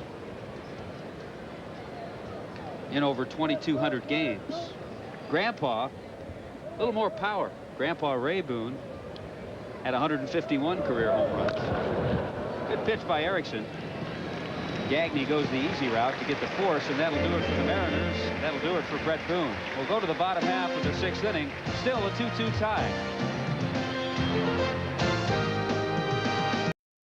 Wednesday night, where can you find the first place Braves? In your face. In your face. Prime time is in your face. The Braves face the Reds live on ESPN Wednesday Night Baseball. Budweiser takes us to Olympic Stadium in Montreal, where a guy by the name of Rod Brewer has been a pain in the neck to the Expos today. Brewer with a couple of runners on, doubles to left. Here comes Ozzie Smith. Here comes Ray Langford. That gives the Cardinals a 5-4 lead as they bat now in the top of the sixth inning in Montreal. Let's go back to Minnesota. Well, it's the time of the year where you hear names like Rod Brewer getting base hits, youngsters coming up in September and sometimes playing key roles in pennant races.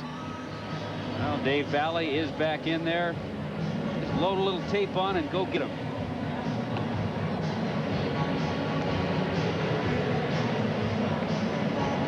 And he's ready to go. Should be a hockey player, huh?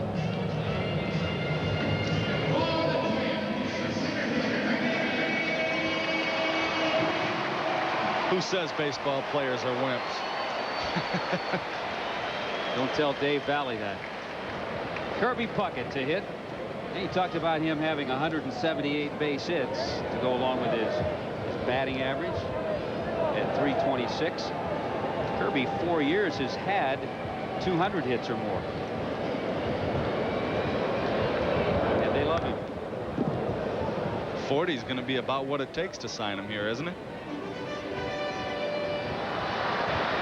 Yeah, 30 maybe. Maybe 30.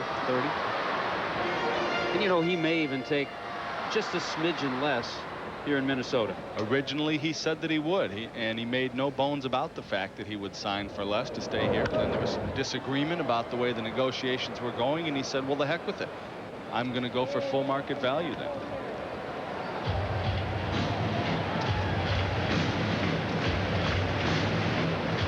Kirby Puckett's market value is considerable. Well, he's just 31 years of age. The gentleman in the dark sweater with his hand up there contemplating that $30 million perhaps, the general manager Andy McPhail. There's a rumor going around that supposedly Andy McPhail and Kirby Puckett had agreed on a number in years, but that was shut down by owner Carl Pohlad.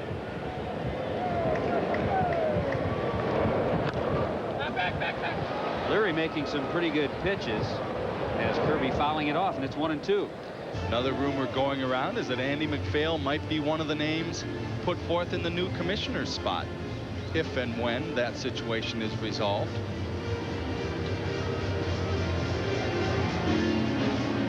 Awfully young to be the commissioner, don't you think? I don't know who would want that job after what has all taken place with current commissioner Fay Vincent. Well, that's why Kirby Puckett is a lifetime 300 hitter, and that's why he generally gets 200 base hits. Leary kept going outside with breaking pitches, and Puckett just continued to swing that way. And it was a lob serve into right field, hit the ball off the end of the bat. As strong as he is, he muscles it out for a base hit.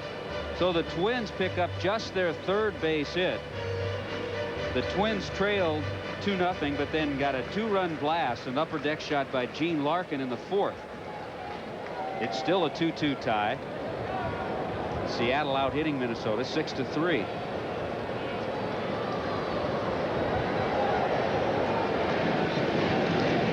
Kirby with 14 stolen bases.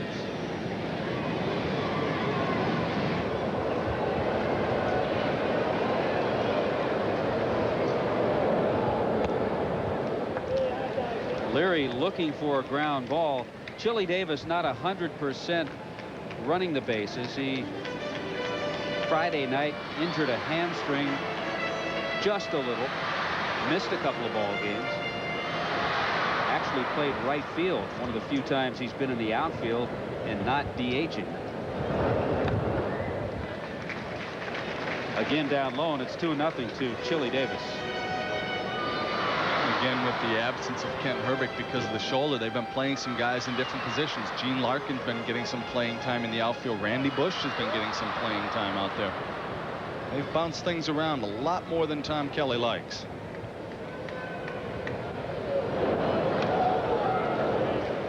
Way inside, and Leary falls behind 3-0 and really in jeopardy of getting in a tough jam. Kirby Puckett with leadoff singles at first.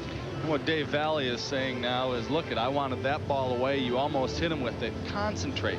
Get yourself back together. Start throwing the ball to the areas of the plate that we want to go. As a former catcher, Bill Plummer knows how important it is to focus yourself on exactly where you want the ball to go.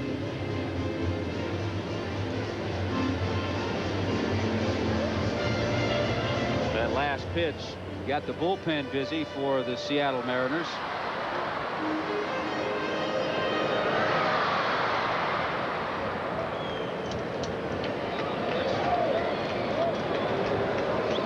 Gary Woodson, the right-hander, you saw. There's a strike to Chili, and it's 3-1. Is that situation for a hitter? 3-1. You have a pitcher struggling. You know you're going to see that fastball. He wants to look for something he can drive, maybe even something he can pull to that hole on the right side. And Leary trying to go away with the pitch. Doesn't come close, but we love coming close to Tom Means. Watch it, Hutton. I'm listening to you. Let's go to Milwaukee. Robin Yount, his second at bat of the day against Dennis Cook, sitting on 29.97. Make it 29.98. A single to right. By the way, he has stolen second, gone to third, and now scored on a base hit by Paul Molitor. If he has a chance to pass 3,000 or equal 3,000 today, we will go to Milwaukee live. But now we're going to go live back to Tommy. All right, always nice to see Robin Yount getting base hits. A tough situation for the Brewers. They're on the road for the week. They'd love to have him get it at home, but they're in a pennant race, too. They asked Phil Garner what happened when he needed 5. He said, what happens if he goes 4 for 4 and comes up the 5th time? And he said he'll be tired in his 5th at-bat. Shane Mack, the hitter. I like his chances for getting the 2,000 or 3,000. Like to see George Brett do it, too. Yeah. His chance is a little tougher. George needs about a hit a game the rest of the season.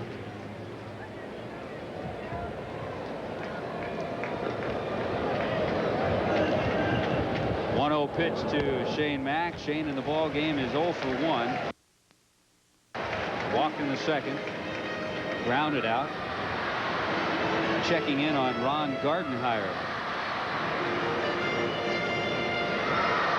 Shane had a 22-game hitting streak in August, and so often the case you see a player with a long hitting streak. After the streak, he came back and was 1 for 16, so he struggled. Baseball has a way of balancing itself out, doesn't it? That's why I always reply, that's why they play 162. Exactly.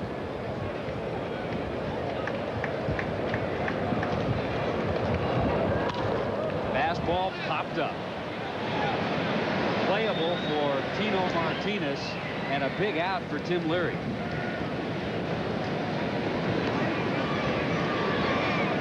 Sometimes you try to do too much with a pitch. Wasn't a bad pitch to hit, and Leary comes out on top of that battle.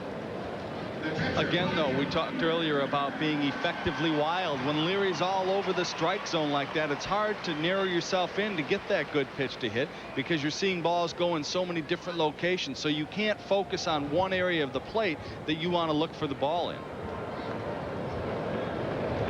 So with one down, Puckett still at second, Chili Davis at first. Here's Brian Harper. And there's that example all over the strike zone, and then he paints one low and away. 0-1. Leary's only allowed the 3 base hits, has walked 3, hit a batter, and has just 1 strikeout.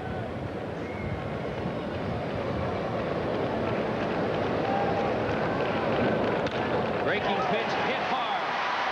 Puckett takes a peek, but he'll be held by Gardenhire. The ball charged well, and a good throwing arm by Cotto in left field.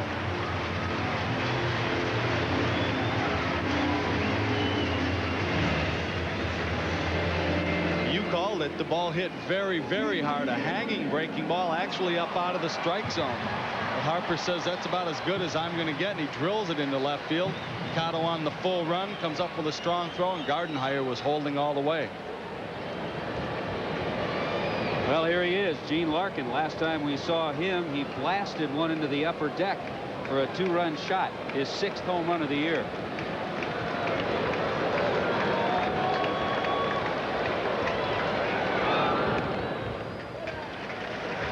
Leary with a little something off speed, and it's outside. Ball 1.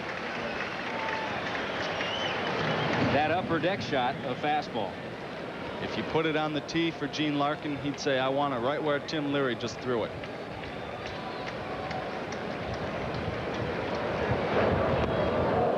Again off speed. You know, Leary used to throw a lot of split finger pitches. Dan Worthen, his pitching instructor, said that he kind of went away with that idea, has gone with more change-ups, fastballs, and sliders. Actually started doing that when the Yankees sent him to the bullpen. It's getting him in trouble. This breaking ball misses, and it's 2-1. The split finger is a pitch that guys can fall in love with, because when it's thrown properly, it can be very, very nasty to hit, very difficult to hit, but you fall in love with it, and it takes its toll both on your arm and in your mechanics, because it's a different kind of pitch to throw. Foul back, and the count's 2-2. Leary hanging in there, so is Larkin. 2 runs, 6 hits for Seattle, 2 runs and 4 base hits for Minnesota. Twins have made a couple of errors. Seattle has made 1.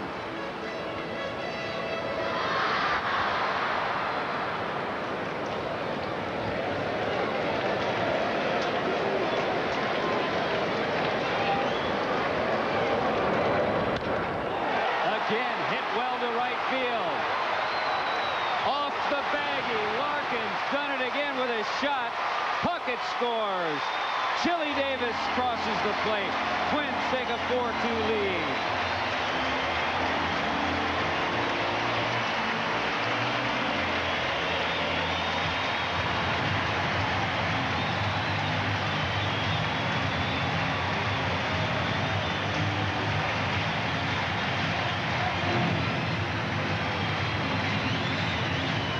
Tommy, you mentioned earlier the 10 grand slams given up by Seattle. This is very close to being number 11.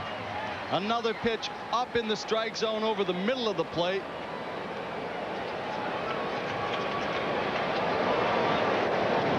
Drilled off of the baggie out in right field. Everything comes to him who waits. Larkin got his pitch. Up with a high fastball, Munoz. Leary made some good pitches earlier in the count. Larkin was patient, finally got that one fastball, got the count in his favor, and hammered it. A very good mistake hitter is Gene Larkin. Runners at second and third. The infield is in, and Munoz pops it out of play. Munoz got the chance to see a little more action when Dan Gladden signed as a free agent with the Tigers. Just 23 years old.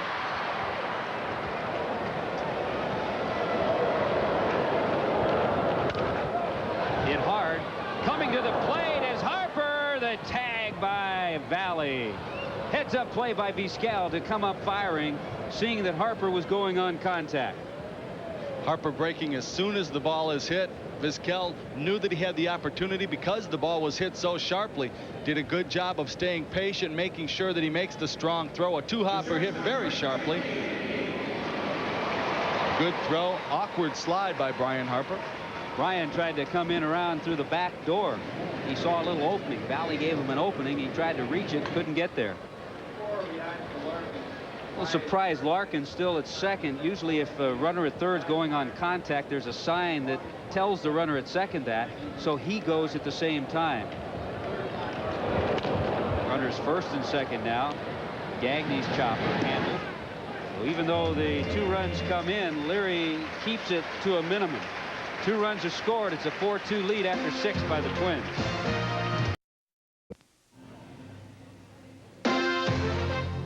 ESPN Major League Baseball is brought to you by the Michelob family of beers, because some days are better than others.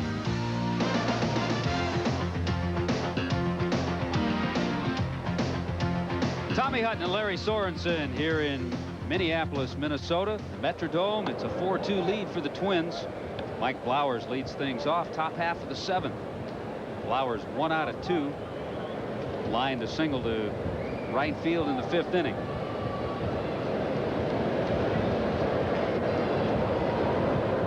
Erickson has breezed through just 1 inning, that the 4th, when he retired Seattle 1-2-3. But he's allowed just the 2 runs.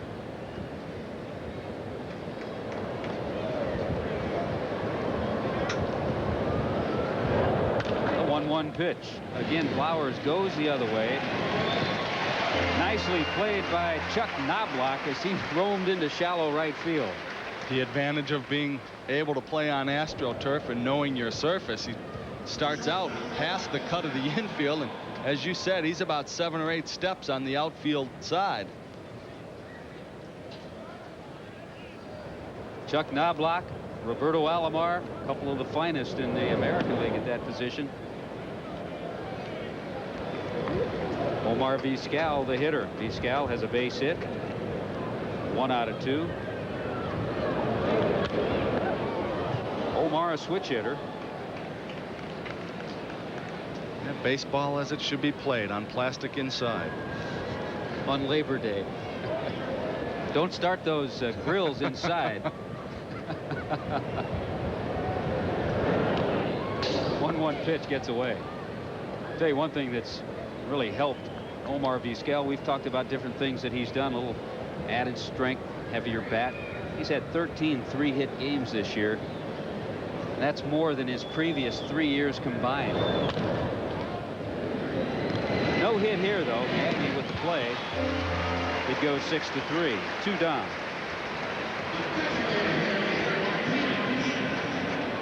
We talked about the consistency of Edgar Martinez trying to win a batting title and in a pretty good position right now. This is the way he's performed, so it's not like he's come onto the scene here in '92. It's just that he's played in Seattle. Edgar takes inside, ball 1. A couple of different factors. Number 1 being on the West Coast and a little bit isolated. Number 2, playing on a club that doesn't win that many games, so the club itself doesn't get that much attention.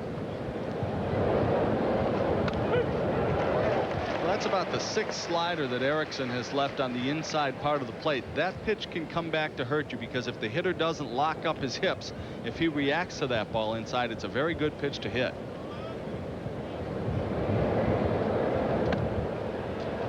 Another one inside. That looked the old backup slider. That one stayed inside. Sometimes you'll find the hitters wail and bail and wail. As they're falling off the strike zone, as they're falling away from the plate, they're still swinging the bat, and that pitch goes a long way. Good pitch. Fastball on the outside part of the plate. It's 2-2. You know, other right-handed hitters that have won batting titles. Julio Franco, most recently. Kirby Puckett, 1989. Carney Lansford in '81. Alex Johnson, 1970.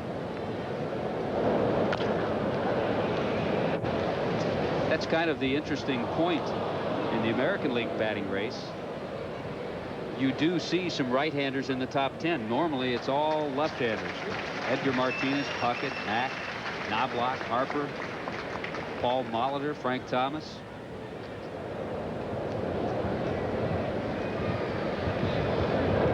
Two-2 fastball, line drive. Make Edgar a mistake Martinez. up. There it is. Hit number 3 for Edgar. He's 3 for 4. And that batting average just keeps going up. When you get the ball up in the strike zone, it straightens out. You don't have the downward plane on the pitch, and it doesn't have as much run inside on the hitter. Stays up and over the plate. He makes the adjustment and drives it solidly up the middle. Another key to that 2-out base hit is that it allows Ken Griffey Jr. to bat. So all of a sudden, the tying run at the plate in the presence of Jr., who has 25 home runs and a couple of hits today.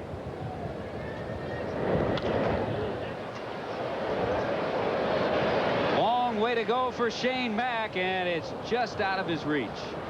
You get over into that bullpen area, you got the bench, you have the bullpen mound.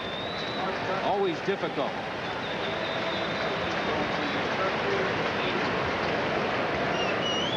Not much warning when you're getting over to that point either, especially when you're running as hard as Shane Mack is running to get after this ball.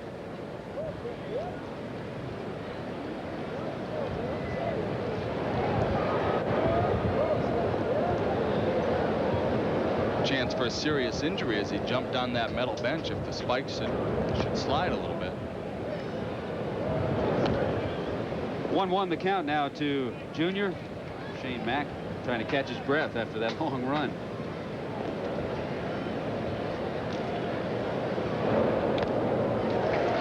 Off speed. Haven't seen a lot of changeups from Scott Erickson today, but that one a good one in a good situation. Took something off him because the arm speed looks the same. It has the good downward motion. Griffey out in front of it. Just 1 strikeout today for Scott Erickson. He has walked a couple, 1 intentionally. That Ken Griffey Jr. in the 5th inning. Hard shot. Easily going over to third will be Martinez as Griffey picks up a 2-out double.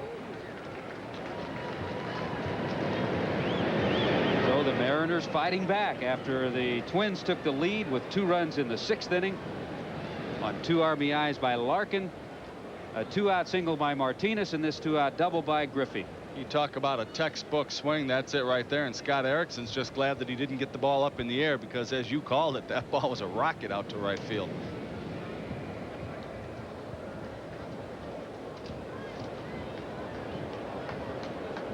So far, Scott Erickson has been able to handle Tino Martinez, got him to pop up in the 3rd inning, and hit into a big 4-6-3 double play in the 5th.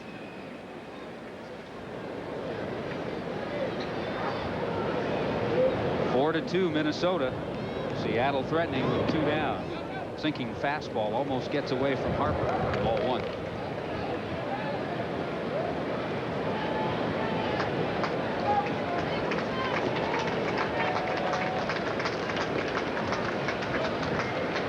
Usually, I say usually, if a manager makes a change, it's before a pitch is thrown.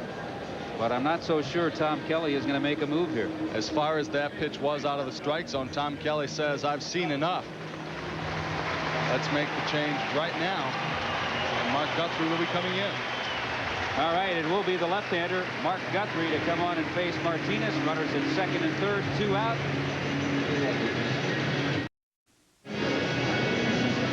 I'll tell you one thing, Scott Erickson on the left is probably talking to Kevin Tapani with and about the fact that now Ken Griffey with that base hit is 10 for 19 against Erickson. He may not know the exact numbers, but he knows Griffey's hit him well. And he's saying he owns me. I can't figure out how to get him out.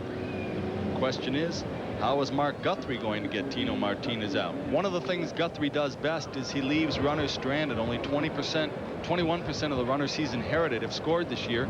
His last outing, he came in on Tuesday with the bases loaded and got out of the jam. Finds himself in nearly the same situation. Well, he's in that role, lefty coming in before Aguilera to work to other left-handers, and he's starts things out with a strike. That's the second pitch to Martinez. The first pitch was thrown by Erickson, so the count's 1-1.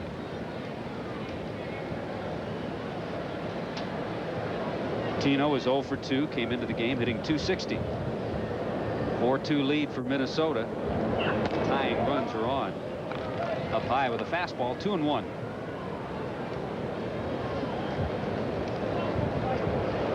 There's Edgar Martinez at third base, who had a 2-out single. Got to third on Griffey's double.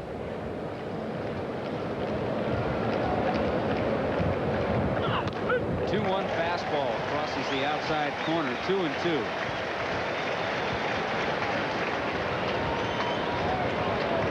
Hard to throw a fastball in a better location than that.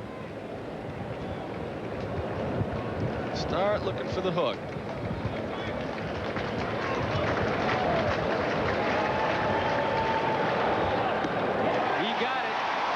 Perfect location. Hit the target of Brian Harper, and Guthrie comes in and does his job.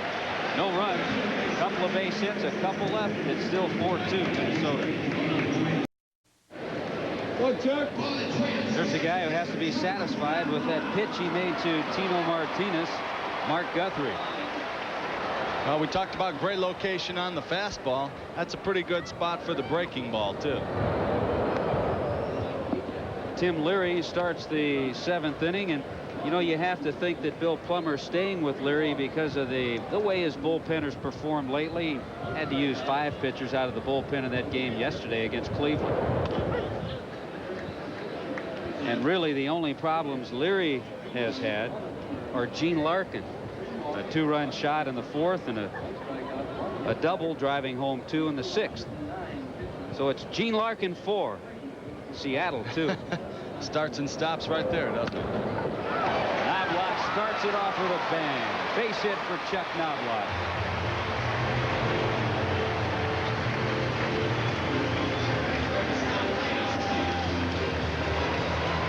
You would imagine this will get some people moving around in the Seattle bullpen. Again, the fastball that tails back over the middle part of the plate from Tim Leary. You know, you're right. It's one of those base hits that, because of the situation of the game, as soon as the base hit went up the middle, I peeked at the bullpen, and you know how guys do in musical chairs? You see guys start to move, then they sit back down. All of a sudden, the phone rang, and there is action again. Looks like Kerry Woodson back up. No question that there's going to be action. The question is who. The sacrifice dropped down, so Kelly just trying to add on to an already 2-run lead. Leyes does his job moving Knobloch to second.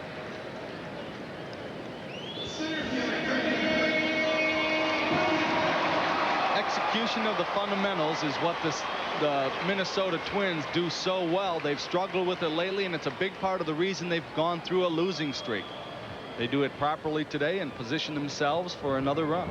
And why not sacrifice when you have Kirby Puckett coming up next? Kirby with 95 RBIs. He's not going to get a chance.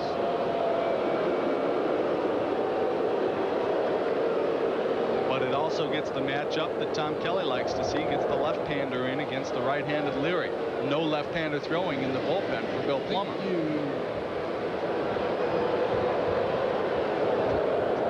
Probably won't take Woodson too long. He was throwing earlier, and Tom Eden's getting cranked up for the Twins.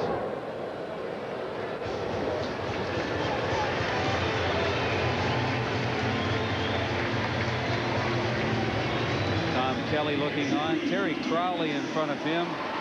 Hitting instructor. We talked a little bit about Terry earlier. Number 8 on the all-time pinch hit list with 109. Boy, he could do it for the Orioles and a few others.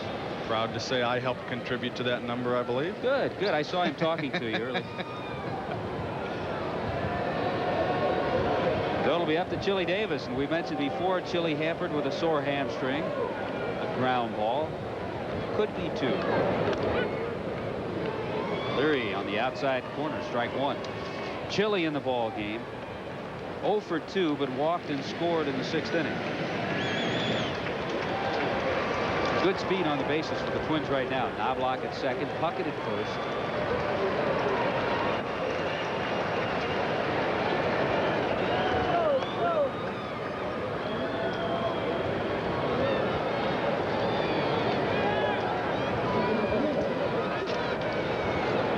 Chili Davis a very productive season last year. Those power numbers have dropped off this year. Chili had 29 home runs, 93 RBIs last season. Certainly one of the reasons the Twins were world champions. Other action right here on ESPN.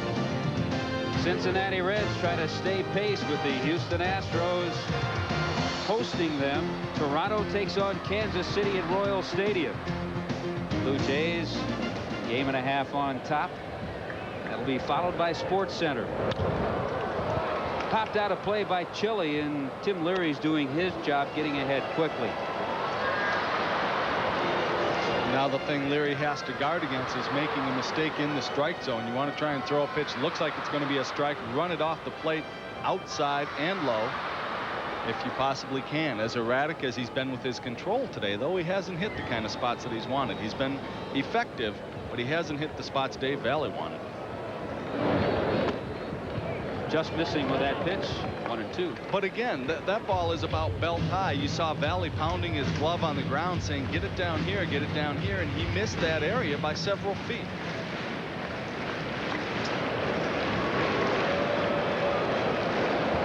One down, bottom of the 7th. The Twins trying to add on to their already 4-2 lead. Well inside. Good hustle by Kirby. He saw the ball get away from Valley, took 3 or 4 quick steps to second, but then realized Knobloch wasn't going anywhere. Valley does a good job getting his body out in front and keeps his glove down between so that the ball can't go through his legs.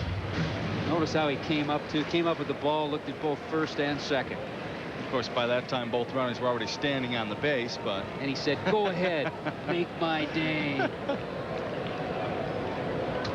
2-2's the count, but Leary's missed badly with the last 2 pitches. Not too badly there, but up high, 3-2.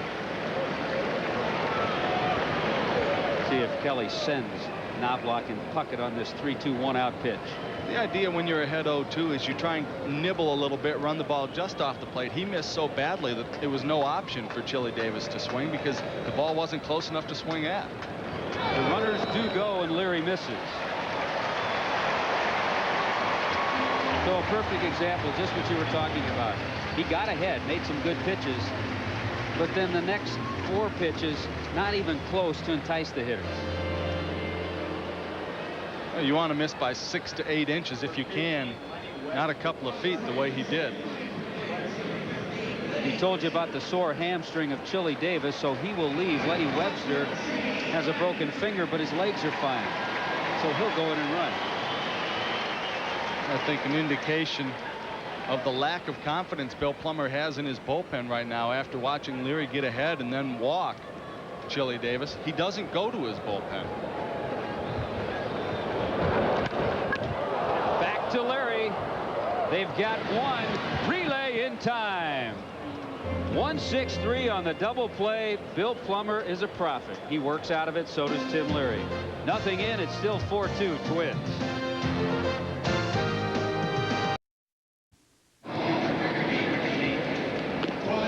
We've played 7. Well, we haven't. The Twins and the Mariners have. I'm Tommy Hutton along with Larry Sorensen on this Labor Day weekend. We hope you're having a good time.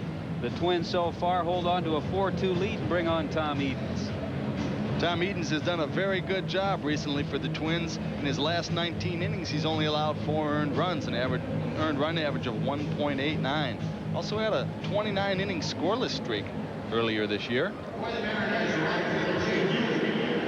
Features a pretty good fastball and a good sharp breaking curveball.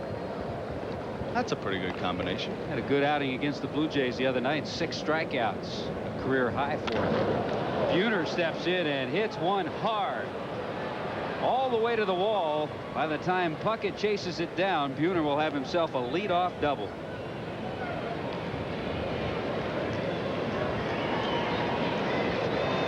You come in from the bullpen and you say, well, I guess I'll just throw a get-ahead fastball, try and get my feet on the ground. Buhner says, I'm not going to wait for it. It's right down the middle. He drills it into left center field.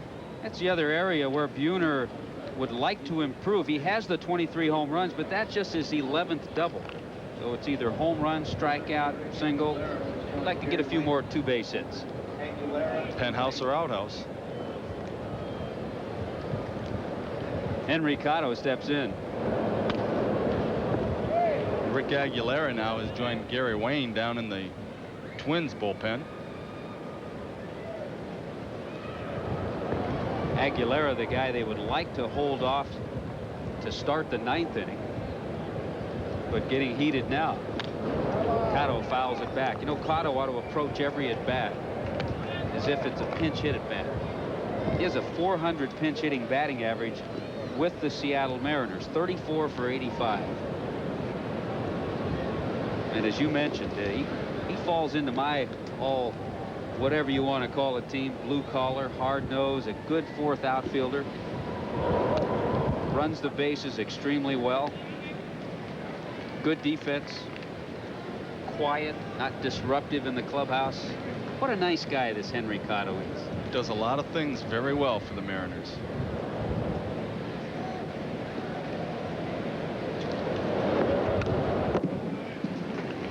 Fouls that pitch off to even the count, 2-2. I think you'd like to have Tommy Hutton for an agent, the way you're talking about him here. I'll talk to him about that later.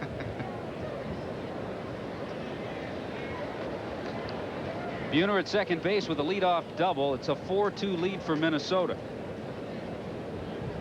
Cotto will be followed by Dave Valley, then Brett Boone. A batting average over 300 with runners in scoring position is what the manager loves to see. Good pitch mishandled by Larkin. Cotto will reach on the error. Been a tough day for Gene Larkin at first base. This ball was hit right off the end of the bat, so it had an awful lot of spin on it as it headed down towards first base and comes off the dirt. Larkin just doesn't quite get the glove on it. Well, he's had a tough day defensively, a sparkling day offensively. Well, I mentioned Dave Valley was on deck. He will not hit. A couple of reasons for this move by Bill Plummer. He will pinch hit a left-hander, Greg Briley. Of course, now he has to make a move here, and we'll see if Tom Kelly makes a move. But Briley has had tremendous success against the Minnesota Twins. And Briley may not even get a chance to swing. But he's been announced as the pinch hitter. So that brings Tom Kelly out to make his move with the left-hander Gary Wayne warming up. So Wayne will come in. Edens will leave. We'll wait and see on Briley. We're not sure. Minnesota leads 4-2. Well, a happy Labor Day weekend to you. Tommy Hutton along with Larry Sorensen here in the Metrodome in Minnesota. Minnesota with a 4-2 lead over the Mariners.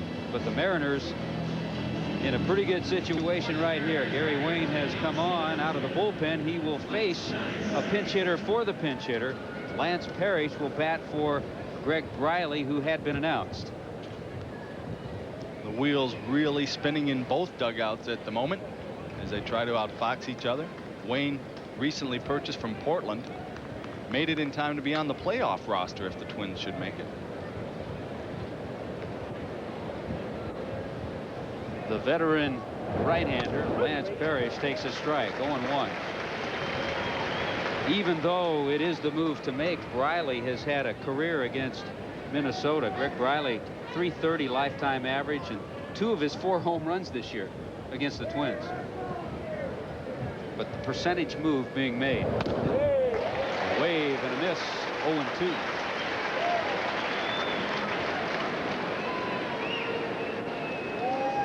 Eight-time All-Star Lance Parrish. 9-year career with the Tigers. A couple of years with the Philadelphia Phillies. Went on to California. And I think a good acquisition. Still has some playing in. He still feels like he can play. He said he's playing about once a week or so, resting Dave Valley. Feels that he can play more than that. Would like to be playing more than that. 36 years old.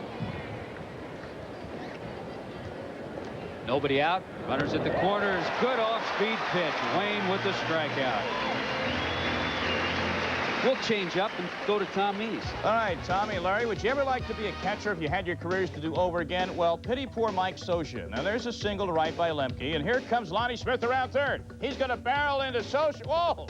He still hasn't touched the plate, though. He needs to touch the plate. Look at it again. He barrels into Socia. Now he gets his right or left foot in Socia's face, and finally, Lonnie touches the plate. Socia had a tough day, but his team is trailing also 3-zip. Tommy? Wow, we talked about that earlier. Lonnie Smith and that collision at the plate with Brian Harper in the World Series. Lonnie's still going at it. Looks like some of the football games we saw yesterday. With one out, Brett Boone with a chance to pick up an RBI. Runners at first and third. And Wayne has come out of the bullpen throwing strikes. Outstanding pitch to Lance Parrish. Took something off his curveball. So not only did he change speeds, but threw the good curveball, making the ball move a couple different directions. Boone in the game is 0 for 2, and again chases an off-speed pitch. Hardest thing for young players, patience at the plate, especially in a situation where you can drive in runs. Take something off of the fastball there, and again the good movement away from the right-handed hitting Boone.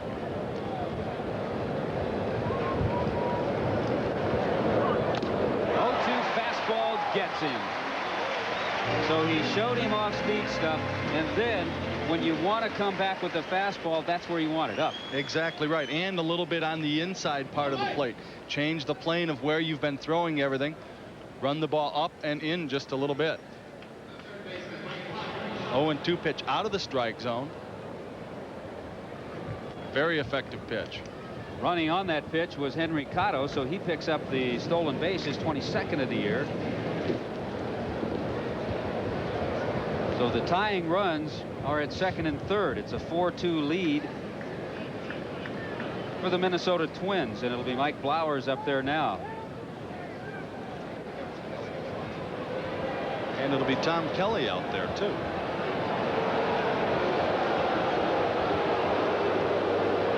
You can hear the reaction of the crowd, because here's his pitcher, Gary Wayne, who's come on and struck out 2 in a row, just got a right-handed batter, but he's going to go with the percentages and bring on his ace, Rick Aguilera, to face the right-handed hitting Mike Flowers.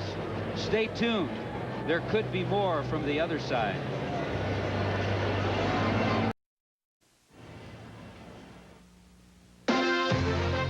ESPN Major League Baseball is brought to you by Anheuser-Busch, who proudly brings you Family Talk.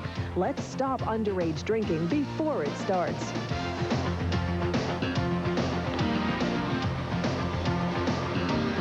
It's amazing what heights our director, Scott Johnson, will go to get beautiful shots such as that over the Metrodome looking into the city of Minneapolis. Rick Aguilera, little move that we talked about. We can get into it more. I'm not so sure, Larry. I agree with Tom Kelly right here. You like the matchup of Gary Wayne against Mike Flowers. Pete O'Brien will be pinch hitting to face Rick Aguilera. And some very open second guessing going on from the fans here in Minneapolis as Tom Kelly made the move. Well, and you know Tom Kelly knew that that move would be made. So he's well aware that Pete O'Brien would hit in this situation. So we have a couple of veterans. O'Brien, who's seen his playing time diminish because Tino Martinez is getting a chance. Veteran left-handed hitting first baseman. There he is.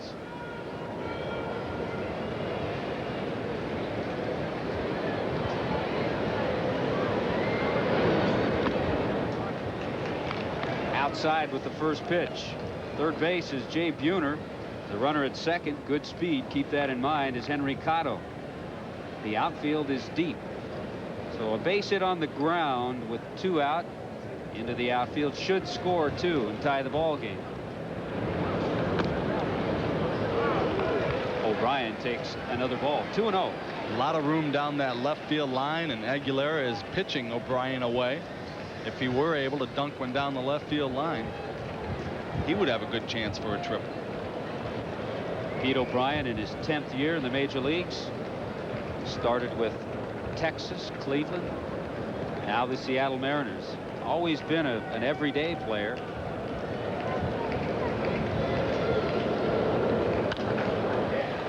Pops gets this one back and out of play.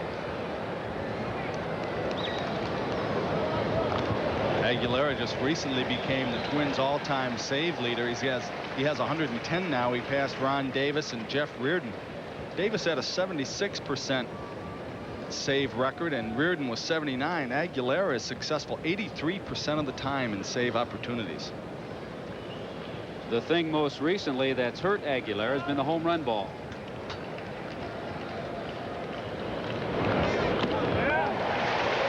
Foul tipped. Strike two. There's no such thing as a home run that doesn't hurt a short reliever. Every time they make a mistake, it's usually the game on the line. Runs a fastball up and away from O'Brien, who pulls his head a little bit.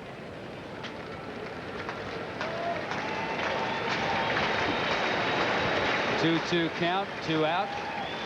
Top of the 8th inning. Did he go? Doesn't matter. It's a strike anyway. Rich Garcia with the call. Aguilera does the job. It's still 4-2 Minnesota.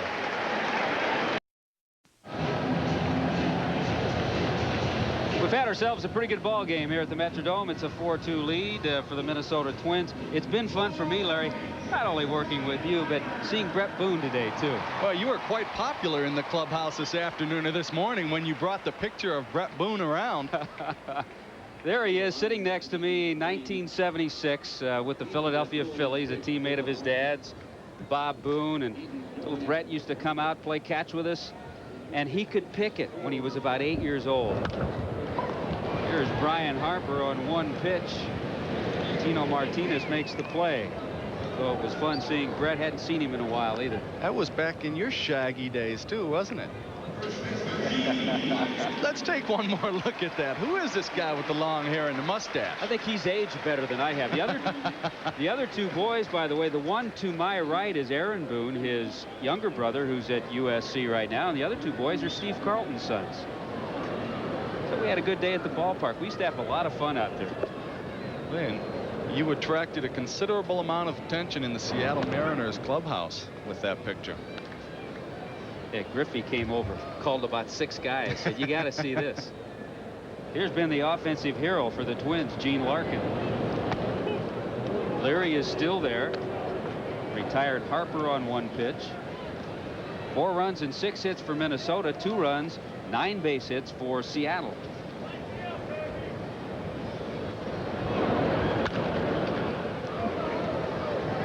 What a job by the Twins bullpen to come in with men on first and second, nobody out.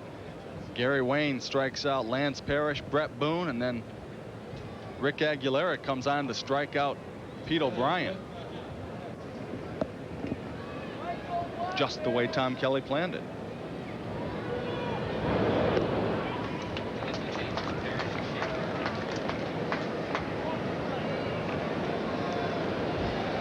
A lot of pitches for Tim Leary, but this by far his best outing as a Seattle Mariner. Pitching to a new battery mate, Lance Parrish, who came in as a pinch hitter, remained in the game, so he's back there. And a new third baseman for the Mariners, Jeff Schaefer, with Blowers leaving. Slow breaking ball, and Larkin picks up another base hit. So the only out Larkin has made today was a line drive hit on the nose back in the 2nd inning. Since then, a 2-run homer, a 2-run double, and this single right here. You're exactly right. He scalded that line drive that he hit back in the 2nd in his first at-bat. That'll get you some playing time.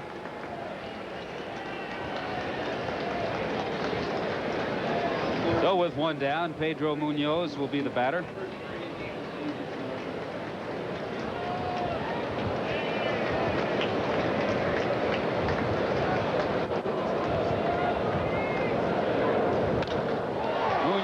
With a drive to left field, and Okada was there. We just received word over the Associated Press that Commissioner Fay Vincent has just resigned as Commissioner of Baseball. We talked earlier about that possibility, what might happen, and you keep it right here on ESPN, and you'll hear all about that in between our games, and Sports Center will fill you in.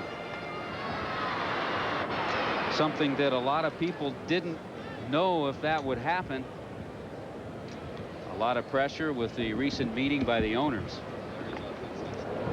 Leary working, and Gagne works too. Line drive into left field. Pulling up at second base and staying there is Gene Larkin. So with 2 out, the Twins have a couple of base runners trying to add on to their 4-2 lead.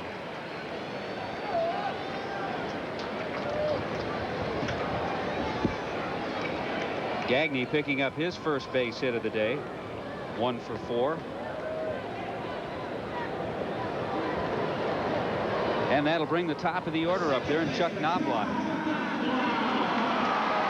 Knobloch with a base hit in 3 tries, walked and stole a couple of bases, his first time up.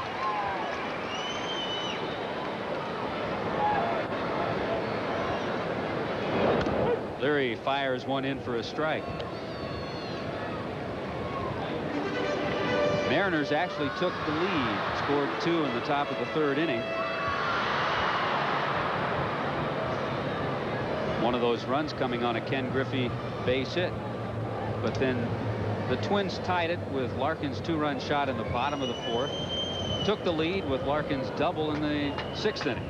That's the way it stands, with Minnesota trying to score more.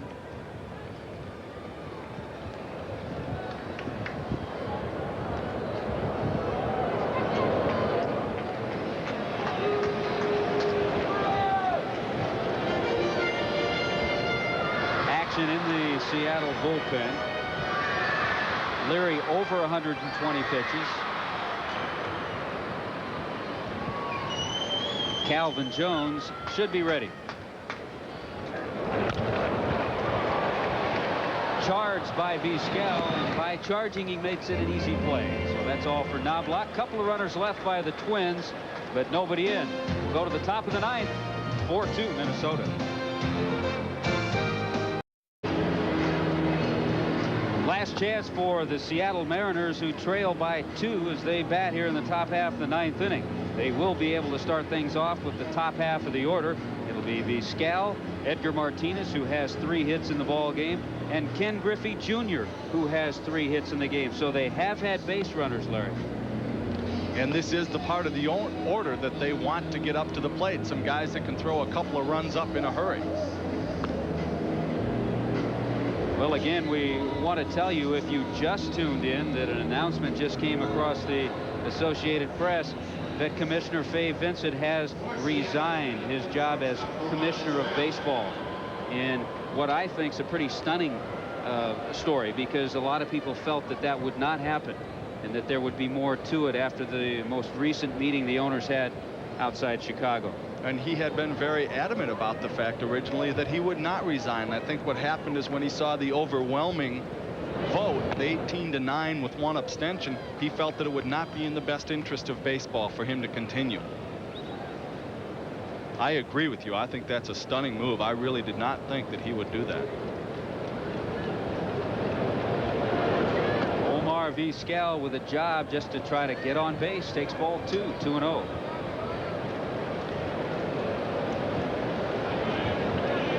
Vizquel came into this season a .230 lifetime hitter, hitting .302 at the present time. There's a fastball from Aguilera. Scott Erickson started. He would be, if things hold, the winning pitcher to run his record to 11-10. Aguilera trying to nail down his 37th save. Foul back, 2-2. Both teams with a lot of base runners. So far, the Mariners have stranded 10. The Minnesota Twins have left 9 men on base. Offense is the strong suit of both ball clubs today. They just haven't been able to capitalize on the runners that they've had. Talked about that home run problem that Aguilera has had. He's allowed 6, as I mentioned, only 3 last year, but he's been able to put it out of his mind. I asked him, the last couple have been big ones, and I said, were they the fastball or the forkball? He didn't know.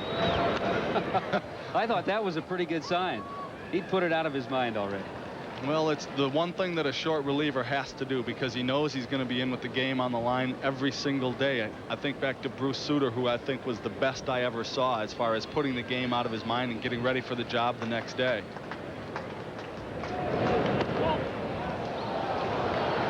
Well, Vizquel does his job. He works the walk out of Aguilera, and all of a sudden the tying run is to the plate. By the way, that Oakland, California game is underway. We will keep you updated all day on all the Major League action here on ESPN. Mike Moore, the pitcher for the Oakland Athletics in that ball game. Julio Valera for the Angels. Edgar Martinez, 3 for 4, takes a strike. Has his batting average now to .348 with that 3 for 4 so far. Well, since 1941, the highest batting averages by right-handers, the highest .357 by Joe DiMaggio in 41. Kirby Puckett hit .356, 1988. And a couple of guys you remember, Harvey Keene, Paul Molitor, each .353 hitters. Played 4-1 with another. 1-1 to Martinez. It's high, 2-1. You said Tom Kelly really opened himself up to the second guessing, and with ball 2 right here, some of the fans have already started being vocal about it.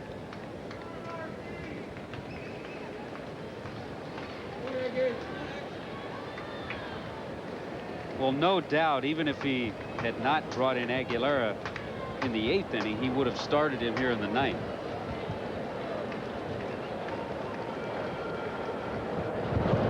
Fastball. Gagnon. The turn by Knobloch. Aguilera gets the pitch he wanted. Quickly a double play, now quickly to Tom Nees. All right, Tommy Hutton, thank you. Just confirming the story that moved on the AP wires a few moments ago. ESPN has confirmed it with Major League Baseball. Spokesman Jim Small in the commissioner's office. Fay Vincent has resigned. Vincent, who once said he wouldn't resign, would fight to keep his job all the way to the Supreme Court. Upon reflection, he admitted over this Labor Day weekend at his home in Harwichport, Massachusetts, decided today that all the controversy swirling around him was bad for baseball. So it is now confirmed from all parties. Fay Vincent has resigned as baseball commissioner. Tommy? All right, thank you, Tom. First pitch to Ken Griffey Jr. You know, and it's fitting. Such a tough job, Commissioner, number one. But the way Fay Vincent handled it, the way he handled just about everything, the best interest in baseball because of his love for the game of baseball. And it's really a thankless job and an almost impossible job, trying to keep that many people with that many diverse opinions happy. The nature of the job itself almost forces you to make yourself unpopular with a large number of people because you cannot possibly serve the best interest all the time of everybody. He certainly spoke his mind, did what he felt in his heart was right, as he has today. Griffey hitting the ball hard but foul, and the count's 2-1 to Ken Griffey Jr. on his way to another 300 season. Just keeps getting better and better. The Mariners have begun initial talks with Junior's agent about a long-term deal, and boy, would they like to lock him in. Well, the new ownership made it very clear when they signed Edgar Martinez. They said Junior is not very far behind. Good pitch for a strike. It's 2-2. Griffey's just 22 years of age in his 4th season.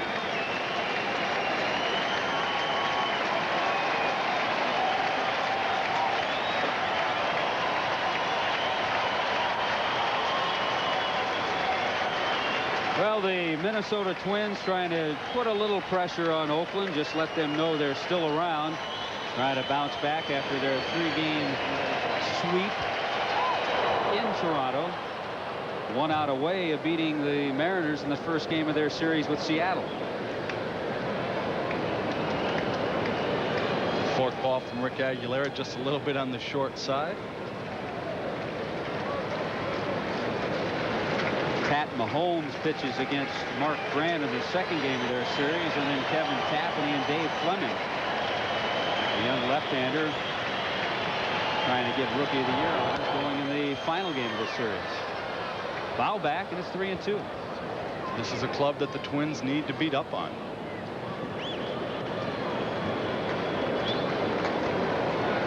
Angels coming in over the weekend, and Oakland comes in 14th, 15th, and 16th. 4-2, Minnesota with the lead. Nobody on base, 2 men out. Top half of the 9th inning. Last chance for the M's. Fastball got him. Junior knew it. Aguilera did the job. Tom Kelly did his. Very good job by the bullpen for the Minnesota Twins. A big game they all are at this point in the season. Credit the pitching staff. Give them a pat on the back. Great job. All right, the win to Scott Erickson. He's 11-10. The loss to Tim Lurie, even though it was a complete game. Minnesota picking up a half game. Depending upon what Oakland does, they could be back to 5.5 or maybe get it to 4.5. So Aguilera get his 37th save. Tom Kelly has his team back on the winning track. Final score, Minnesota Twins 4, the Seattle Mariners 2. Stay tuned right here on ESPN. The ball game we told you about earlier, Jose Rio will be pitching for the Cincinnati Reds against the Houston Astros.